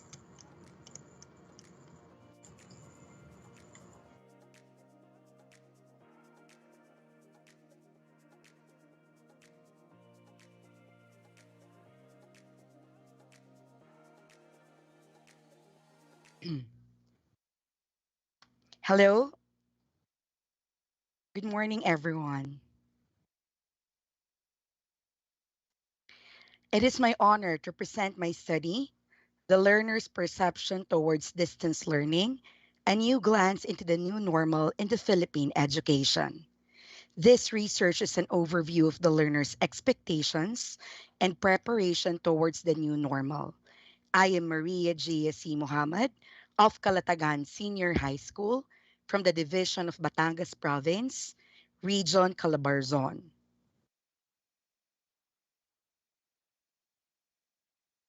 Distance education has been a major turnaround in the Philippine educational system as the country is faced by the COVID-19 crisis. As basic education learners enrolled in distance education or DE for the first time, the learners are full of doubts on succeeding in this new normal in the academe. DE is deemed as a good alternative for students to continue learning despite the pandemic. With this, teachers, learners, and administrators are expected to work together towards the holistic development of the learners through DE. So, communication between the learning communities, home and school must be strengthened to help learners cope with the new normal, to aid teachers in the development of new strategies and supplemental activities to help learners achieve in DE. The research was conducted before the start of formal classes. The research addressed the challenges and plight of learners on the new normal in education. In this regard, the research aimed to understand the perspectives of the learners towards distance education to assist and support their adjustment from face-to-face education to distance education. The research aimed to answer the following questions. First, what is the profile of the learners in terms of enrollment in distance education courses and number of distance education courses enrolled in? Second, what are the learners' interests in enrolling to DE? Third, what are the learners' attitude towards DE? Fourth, what are the difficulties and issues that are first seen by the learners before the implementation of DE? Lastly, what are the coping mechanisms that the learners are developing despite their inexperience with DE? The study investigated the perceptions, attitudes, and preparation of senior high school learners towards the new modality in learning, distance education. The purpose of this study is to understand the perspectives of the learners towards distance education, to assist and support their adjustment from face-to-face education to distance education. This research is conducted for the preparation of the learning community towards the new normal. The learning community could adjust its practices and align it to the needs of the learners to cope with the new normal. The study explored the mixed method design, quantitative and qualitative approach. For the methodology of the study and sampling and population, the respondents were selected through simple random sampling with a confidence level of 95% and a margin of error of 5%. The respondents were the 43 grade 12 students from science, technology, engineering, and mathematics of the academic track of Calatagan Senior High School. Triangulation was used in the study to guarantee reliability and validity of the data. The first adopted questionnaire was of Hidalgo and Thorman, Kulike and Lancaster 2020, which was 9 sets of questions and was trimmed down to 5 questions so that it could adapt to the Philippine context, which was provided by DepEd. The questionnaire includes the learner's interest and attitudes towards enrolling to a distance course and preparation for the upcoming school year.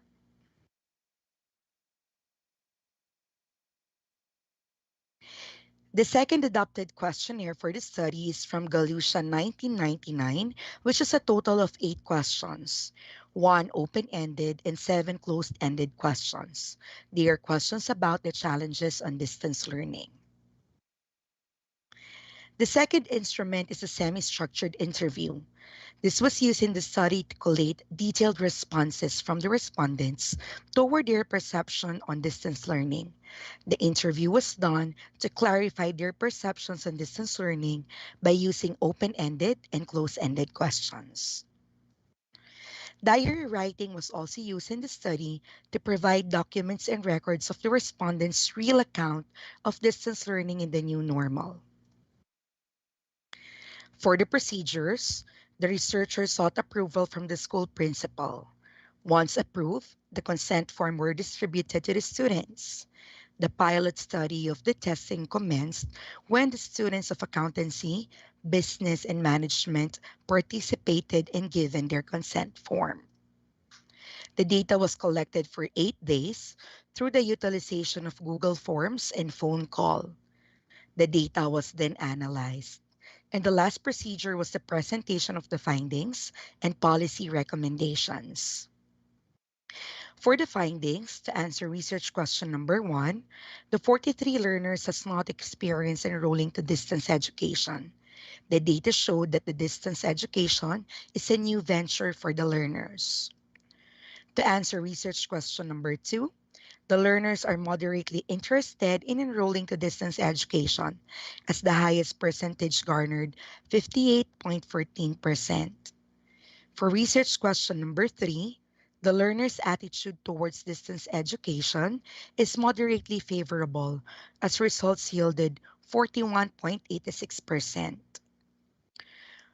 For the research question number 4, wherein the 3 highest ranking difficulties and issues foreseen by the learners before the implementation of the distance learning are, with 81.40%, I may have considerable difficulty in understanding lectures, followed by 76.74%, I may be challenged by managing my time correctly.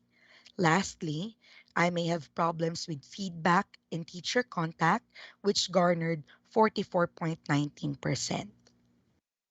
And for the last RQ, the 3 highest ranking coping mechanisms that the learners are developing despite their inexperience with distance learning are 76.74%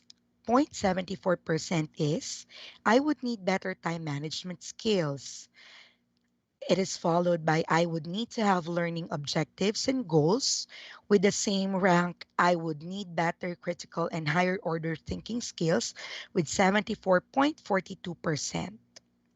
So for the policy recommendations, the researcher provided policy recommendations only on the top 3 difficulties and issues of the learners towards the pandemic.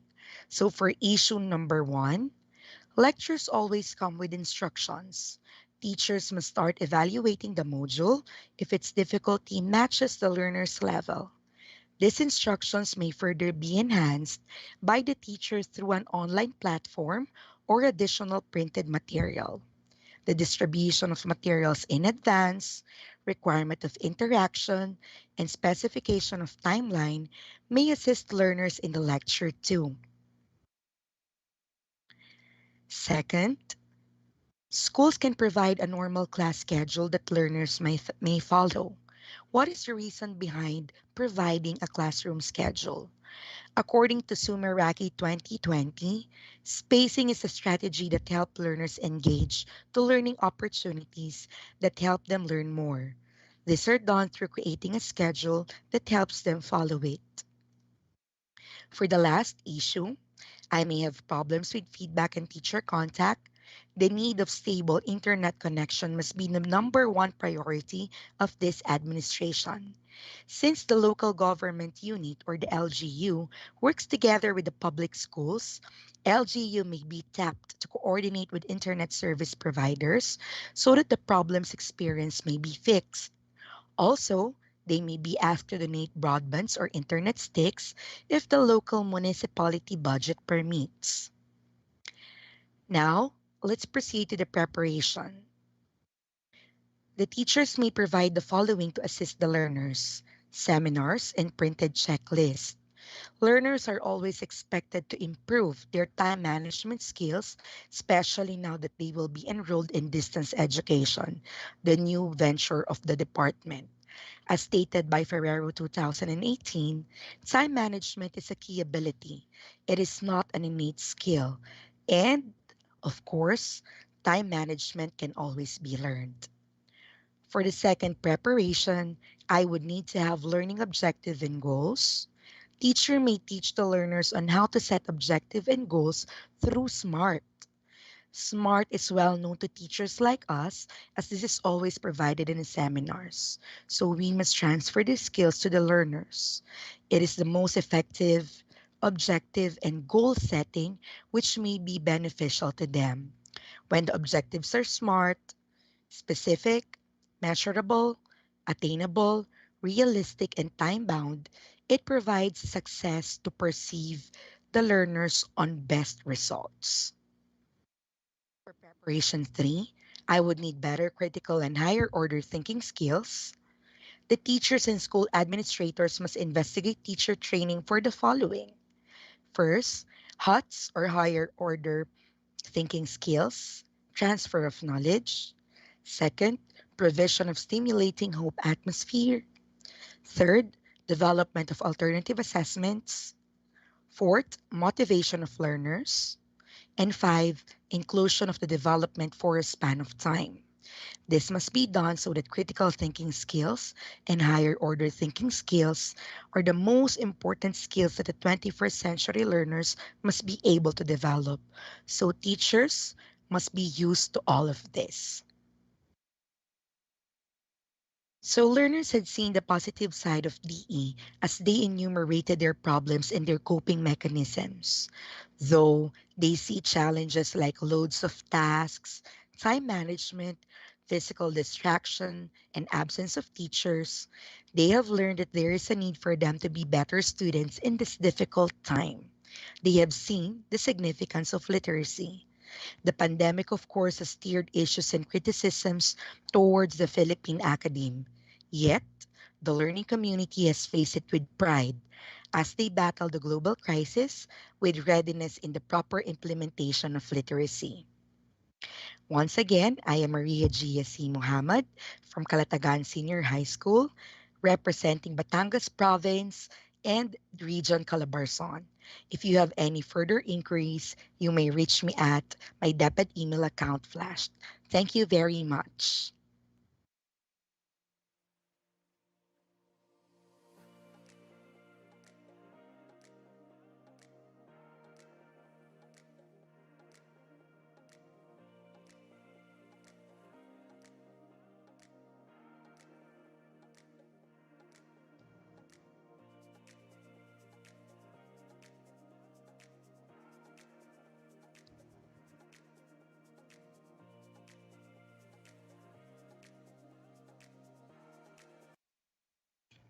Out from the willingness and call of one's responsibility, as a secondary language teacher, it is my core duty to address certain issues of students and parents, especially in reinforcing the media and information literacy skills of them. Hence, this research was realized.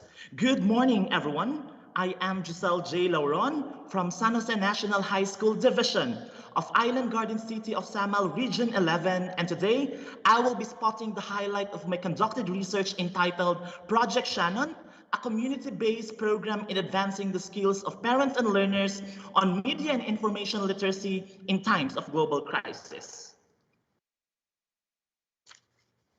Information has been considered as one of the salient sources in daily living. As humans try to survive every day, Information plays an important factor in dealing with a lot of circumstances like problem solving through answering and seeking answers, evaluating claims, forming opinions, and making decisions. These are all essential in reinforcing and transforming human behavior as a great contribution in societal change as it increases the ability of one's personal knowledge. Information can actually improve the quality of human life, most especially in promoting and campaigning practical and important issues such as in the health area. However, receiving misinformation during this global crisis is a problem that everyone encounters. The lack of appropriate information will lead to low productivity, low quality work, high tendency of misunderstanding, and waste of time that affect the relationships of human beings in a day-to-day basis. This has been highly evident as COVID-19 situation strikes. Authenticity is the utmost priority in what resources should be accepted or not, most especially in the age of technological advancement. As the widespread of altered and filtered information in an online setting, media and information literacy must be taken into consideration. Since the world is having a difficult time searching for the right data in this pandemic, media and information literacy creates an avenue to effectively identify, organize, retrieve, and analyze information. Everyone must actually be prepared and better equipped with this kind of circumstance. Hence, parents and learners must be intensively tuned with the things that they need to do for sustainable awareness. With the recent happenings about the health situation in our country, Island Garden City of Samal, especially Barangay San Jose, has no escape. As the number of cases continually increases, the persons who were under-monitored and infected with the viral disease went nearer. Facebook, where most of us have an account, usually got an update regarding the COVID-19 cases. As a concerned citizen and a teacher, problems about information dissemination must be addressed. Most of them shared wrong information online, and it has been immediately believed by everyone who read and noticed it. Furthermore, there is also one resident from Barangay San Jose who experienced discrimination after he was mistakenly named as a person with COVID-19 after the information has been scattered in a group chat of a specific group of people. This problem can somehow be alleviated through Project Shannon, an intervention program coined to the father of information theory. This program aimed to help the parents and learners in advancing their skills in media and information literacy through analyzing the different frameworks of information before believing and sharing it, re-evaluating facts beyond facts, and getting through the right sources of information. This program also tried to attain its main objective, in which learners and other people need not only to read the information, but also need to work out the trust they should place on the information and identify when and how people are aiming to persuade and influence them. According to Hines 2011, stated that media and information literacy skills should be recognized as a strength, since this resulted to a combined effort of supporters and a dedication to the new approaches and initiatives working to make changes to the society. Now, for the research questions. First, how effective Project Shannon is in advancing the skills of parents and learners on media and information literacy in Barangay Samal District, Island Garden City of Samal. And for the second one, what are the lessons and insights of the implementation of Project Shannon? For the innovation, intervention, and strategy, first, I conducted the pre-survey assessment. Second, I analyzed the pre-survey assessment results, and then I created group chat for student respondents and parents respondents. And then I implemented the activities and interventions, which are to engage in group pages on Facebook and other social networking sites for reliable resources. Then we have to evaluate information for respondents in providing information about media and information literacy. And for the last one is I conducted again the post-survey assessment. For the research methods, for the participants in other sources of data and information, The participants of this action research were the selected 15 students, as well as their parents of San Jose National High School. The researcher made use of random sampling method in which the researcher randomly selected the respondents for this research based on reasons and observations. Moreover, the researcher chose these participants, 15 participants, since they were more likely exposed to social networking sites, and they also have cellular phones, have access to internet, and they usually use their social networking accounts like Facebook anytime. They were usually exposed to different kinds of information published online and possibly baited with misinformation if they didn't have enough skills in evaluating the information they read. Moreover, their parents were also included since the community quarantine period, or during the community quarantine period, many sources of information had been sprouted, and the persons behind who could help them to assess whether the persons behind who could help them assess actually whether the information presented is true or not are their parents or guardians. For the data gathering methods, the researchers sought permission to conduct the study in which letters and consents were actually sent to the school head and participants via Facebook Messenger email. Next, the researcher administered the pre and post survey assessment via Google Link, and then the researcher retrieved, checked, and analyzed the data collected for the result. This action research also used the descriptive comparative research design. For the data analysis plan, the researcher employed the thematic analysis the data. Data had been gathered, interpreted, and analyzed, and then the researcher conducted a pre-survey assessment. From there, result again had been generated or analyzed, and the activities and interventions had been implemented immediately, where the respondents were engaged in different group pages for reliable and online sources, taught to evaluate information sources, and directed to participate in the webinars for some tips and important details about media and information literacy. After such, data had been gathered and analyzed again for the results. For the results and discussions, so this table above showed the result of the pre-survey self-assessment on media and information literacy for the selected students and parents who were chosen using random sampling method. With the highest possible average score of 5, it is very evident that the result presented above, which weighed 2.50, could only be interpreted in a low level. Hence, students and parents have low skills when it comes to media and information literacy.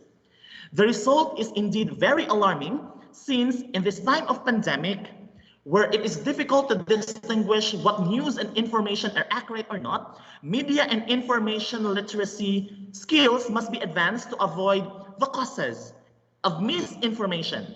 By a simple click of information,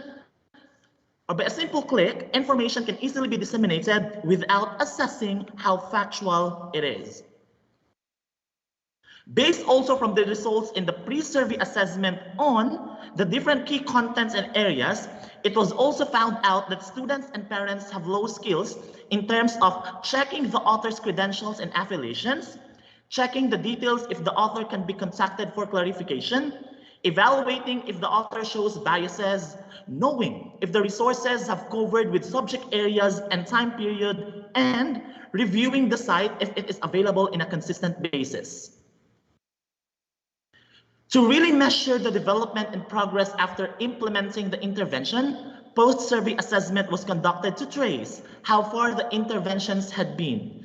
So based from the table presented in the graphs, it can only be inferred that this also supports to the claim that Project Shannon really helped the students and parents in advancing their skills on media and information literacy, since it really shows significant increase from the pre-survey assessment and the post-survey assessment, knowing from the average score and the percentage score. So moreover, the researcher also interviewed the participants with regards to the progress they noticed for themselves. when it comes to sorting out the correct news information. Majority of them said that the program helped them to redefine their ideology in collecting and gathering resources. For the insights and lessons they have learned, the participants actually shared that they really have developed the sense of civic responsibility, self-expression, and critical thinking and analysis.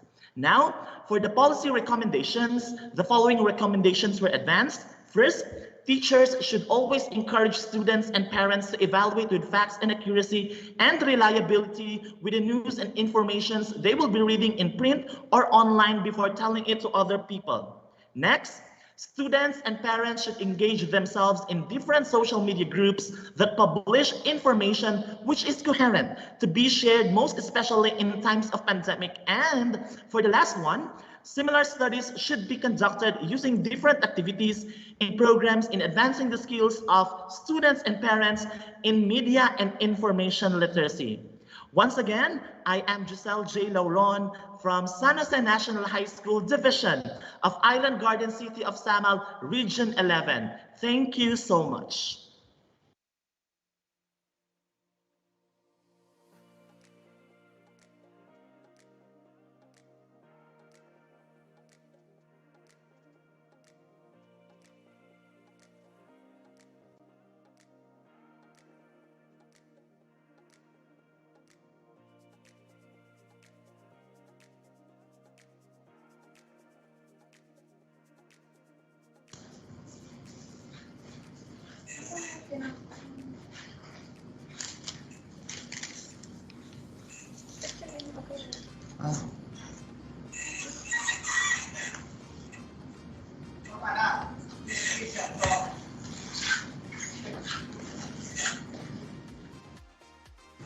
Okay, good morning everyone. I'm Raymond M. Ferry from Batangas City Integrated High School, Batangas City Division, Region 4A, Calabarzon. I'm going to present this morning my research entitled Future Proofing of Basic Education in a VUCA World.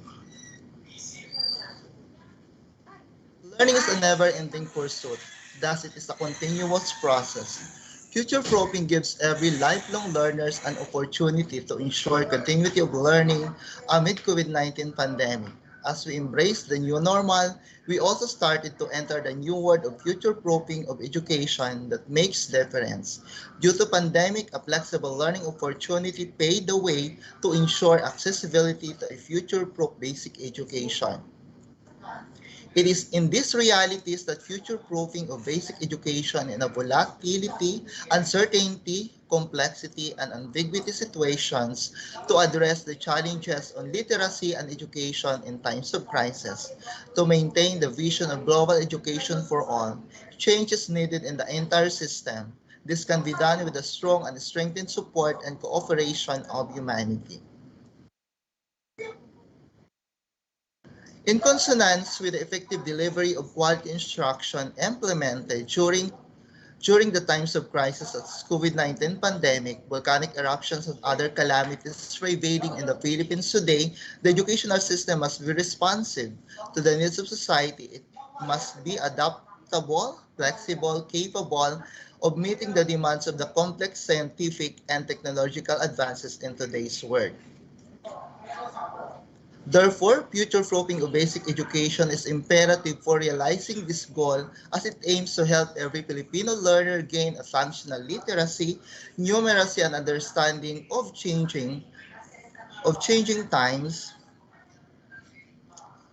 link with real-life situation and acquire knowledge, skills, attitudes, and values necessary to analyze and solve day-to-day problems. Thus, administrators have implemented and carried out various innovations and interventions to ensure the continuity of learning.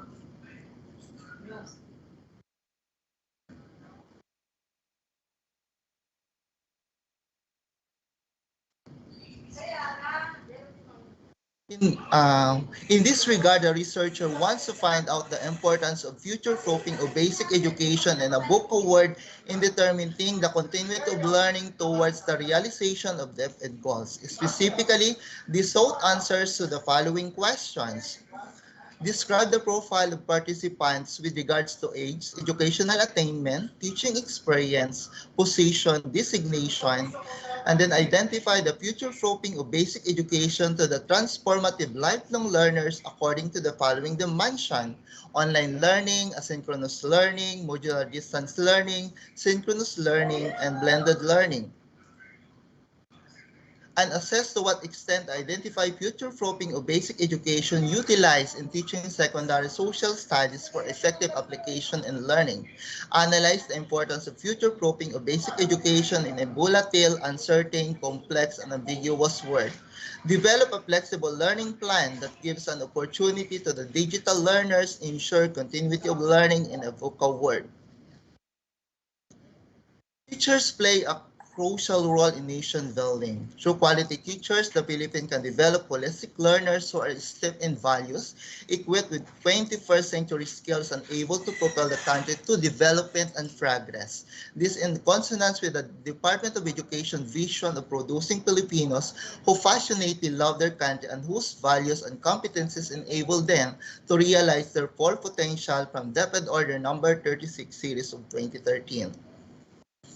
And the researcher will employ the descriptive research design in this as the descriptive method of research was used in the study with the questionnaire as the main data gathering instrument. Focused group discussion and interview summit were also conducted to supplement data from the questionnaire.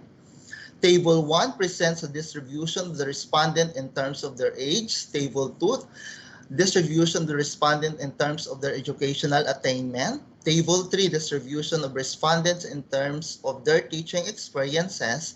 Table 4, distribution of respondents in terms of their position and designation. Table 5, distribution of respondents in terms of their modalities and future proofing. Table 6, mean distribution of the extent utilization of future proofing in education. Table 7, mean distribution on the analysis of the importance of future proofing. And lastly, Table 8, the flexible learning plan and future proofing of education in the VUCA world. For the findings of my study, majority of the social studies teachers involved in the study are on their early 40s, bachelor's degree, 1 to 10 years of teaching experiences, and have the designation as Teacher 2. The future proofing of basic education employed by the teacher to the transformative lifelong learners include online learning, asynchronous learning, modular distance learning, synchronous learning, and blended learning. The respondents utilize the future proofing strategy in the new normal education is moderately extend with a composite mean of 3.24 for effective application and learning must achieve. Teacher agreed that future proofing of education was very important, having a composite mean of 33.5 that paved the way to self-paced learning possible in the VUCA world. Future proofing is the process of anticipating the future and developing methods amidst the very unfortunate situation in the world for preparing students for educational success and fulfillment. And for my conclusions, the demographic profile of the respondents revealed that most teachers have enough experiences in teaching as glad that there would be a promotion to the next higher level.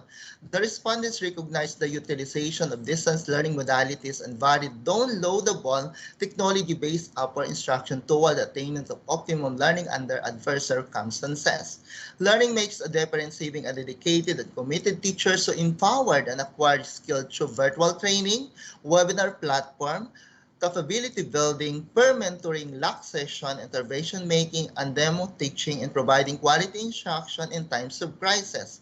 Teachers play a critical role in developing holistic learners with a sense of collaboration, communication, cooperation, and commitment toward the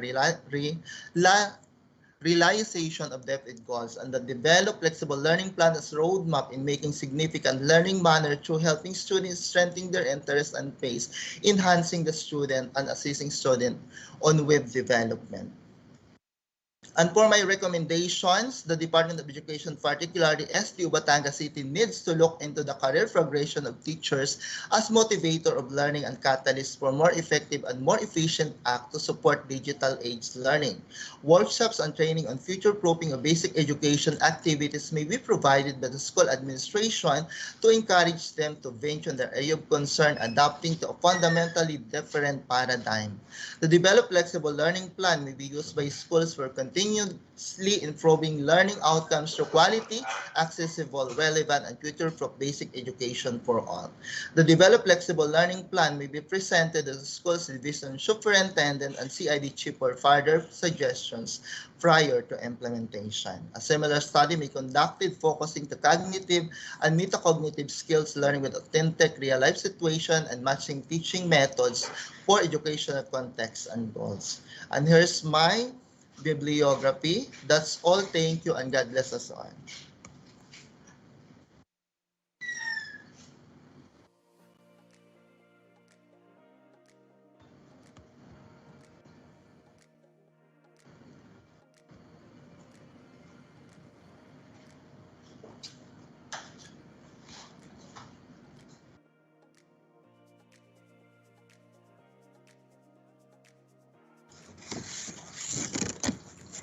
Indeed, what a rich discussion on the literacy innovations and power of partnership amidst the pandemic to enable us to get a deeper knowledge of this topic. Let us call Ms. Navarre back to the floor to help us moderate the open forum. Yes, thank you, Miss Evelyn. Personally, I would like to commend all our presenters. Napaka-informative na mga presentations. So, I am now opening the floor for the question and answer portions. Mag-raise lang po ng hands yung mga gustong mag-question sa ating mga presenters. Kasama po natin sila ngayon to answer your questions live. Live po ang pag-answer nila. Parang may nakita na po ako nag-raise ng hand kanina.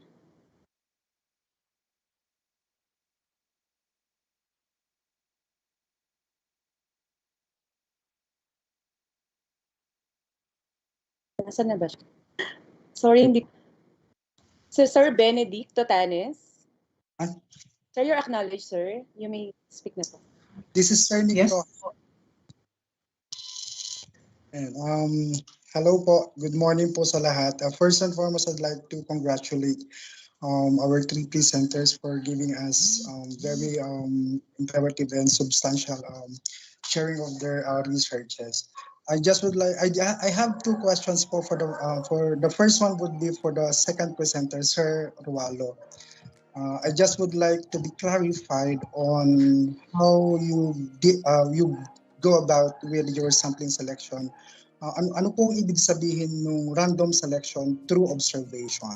And the second question would be among any of our presenters, how would your study address the condition of our digital divide learners? Thank you so much po.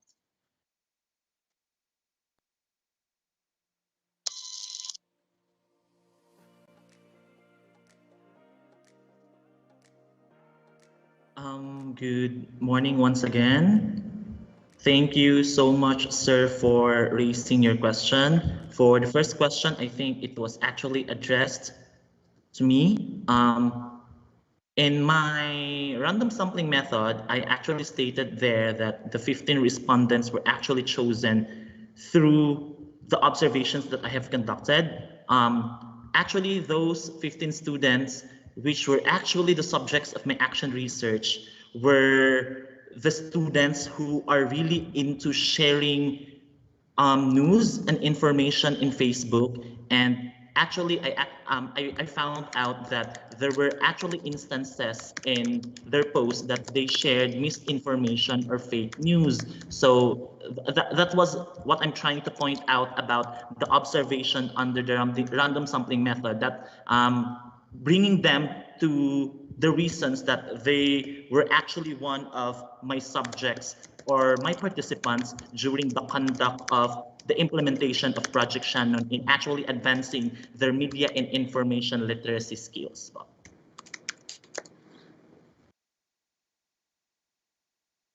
Okay, thank you, sir.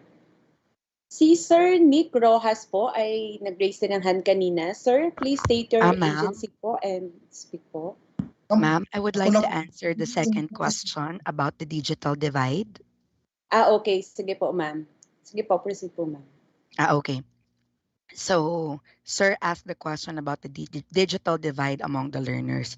Actually, when I conducted the research, it was prior to the implementation of distance education. So, one of my recommendations is that we should tap the local government so that it could assist us on providing internet service or internet connections or even mobile sticks, internet sticks to the learners. So, that's one of my recommendations. But now that the Department of Education is now implementing distance education.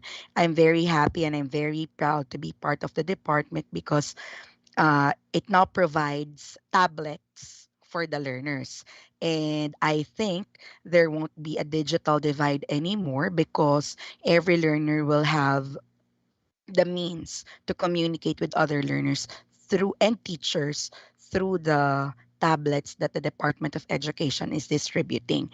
Probably the digital divide that may be hard to solve right now is the internet connection, since not all places have stable internet connection. So that may be the problem that is difficult to solve. But in terms of the gadgets, the Department of Education has already tried to solve it. Thank you very much.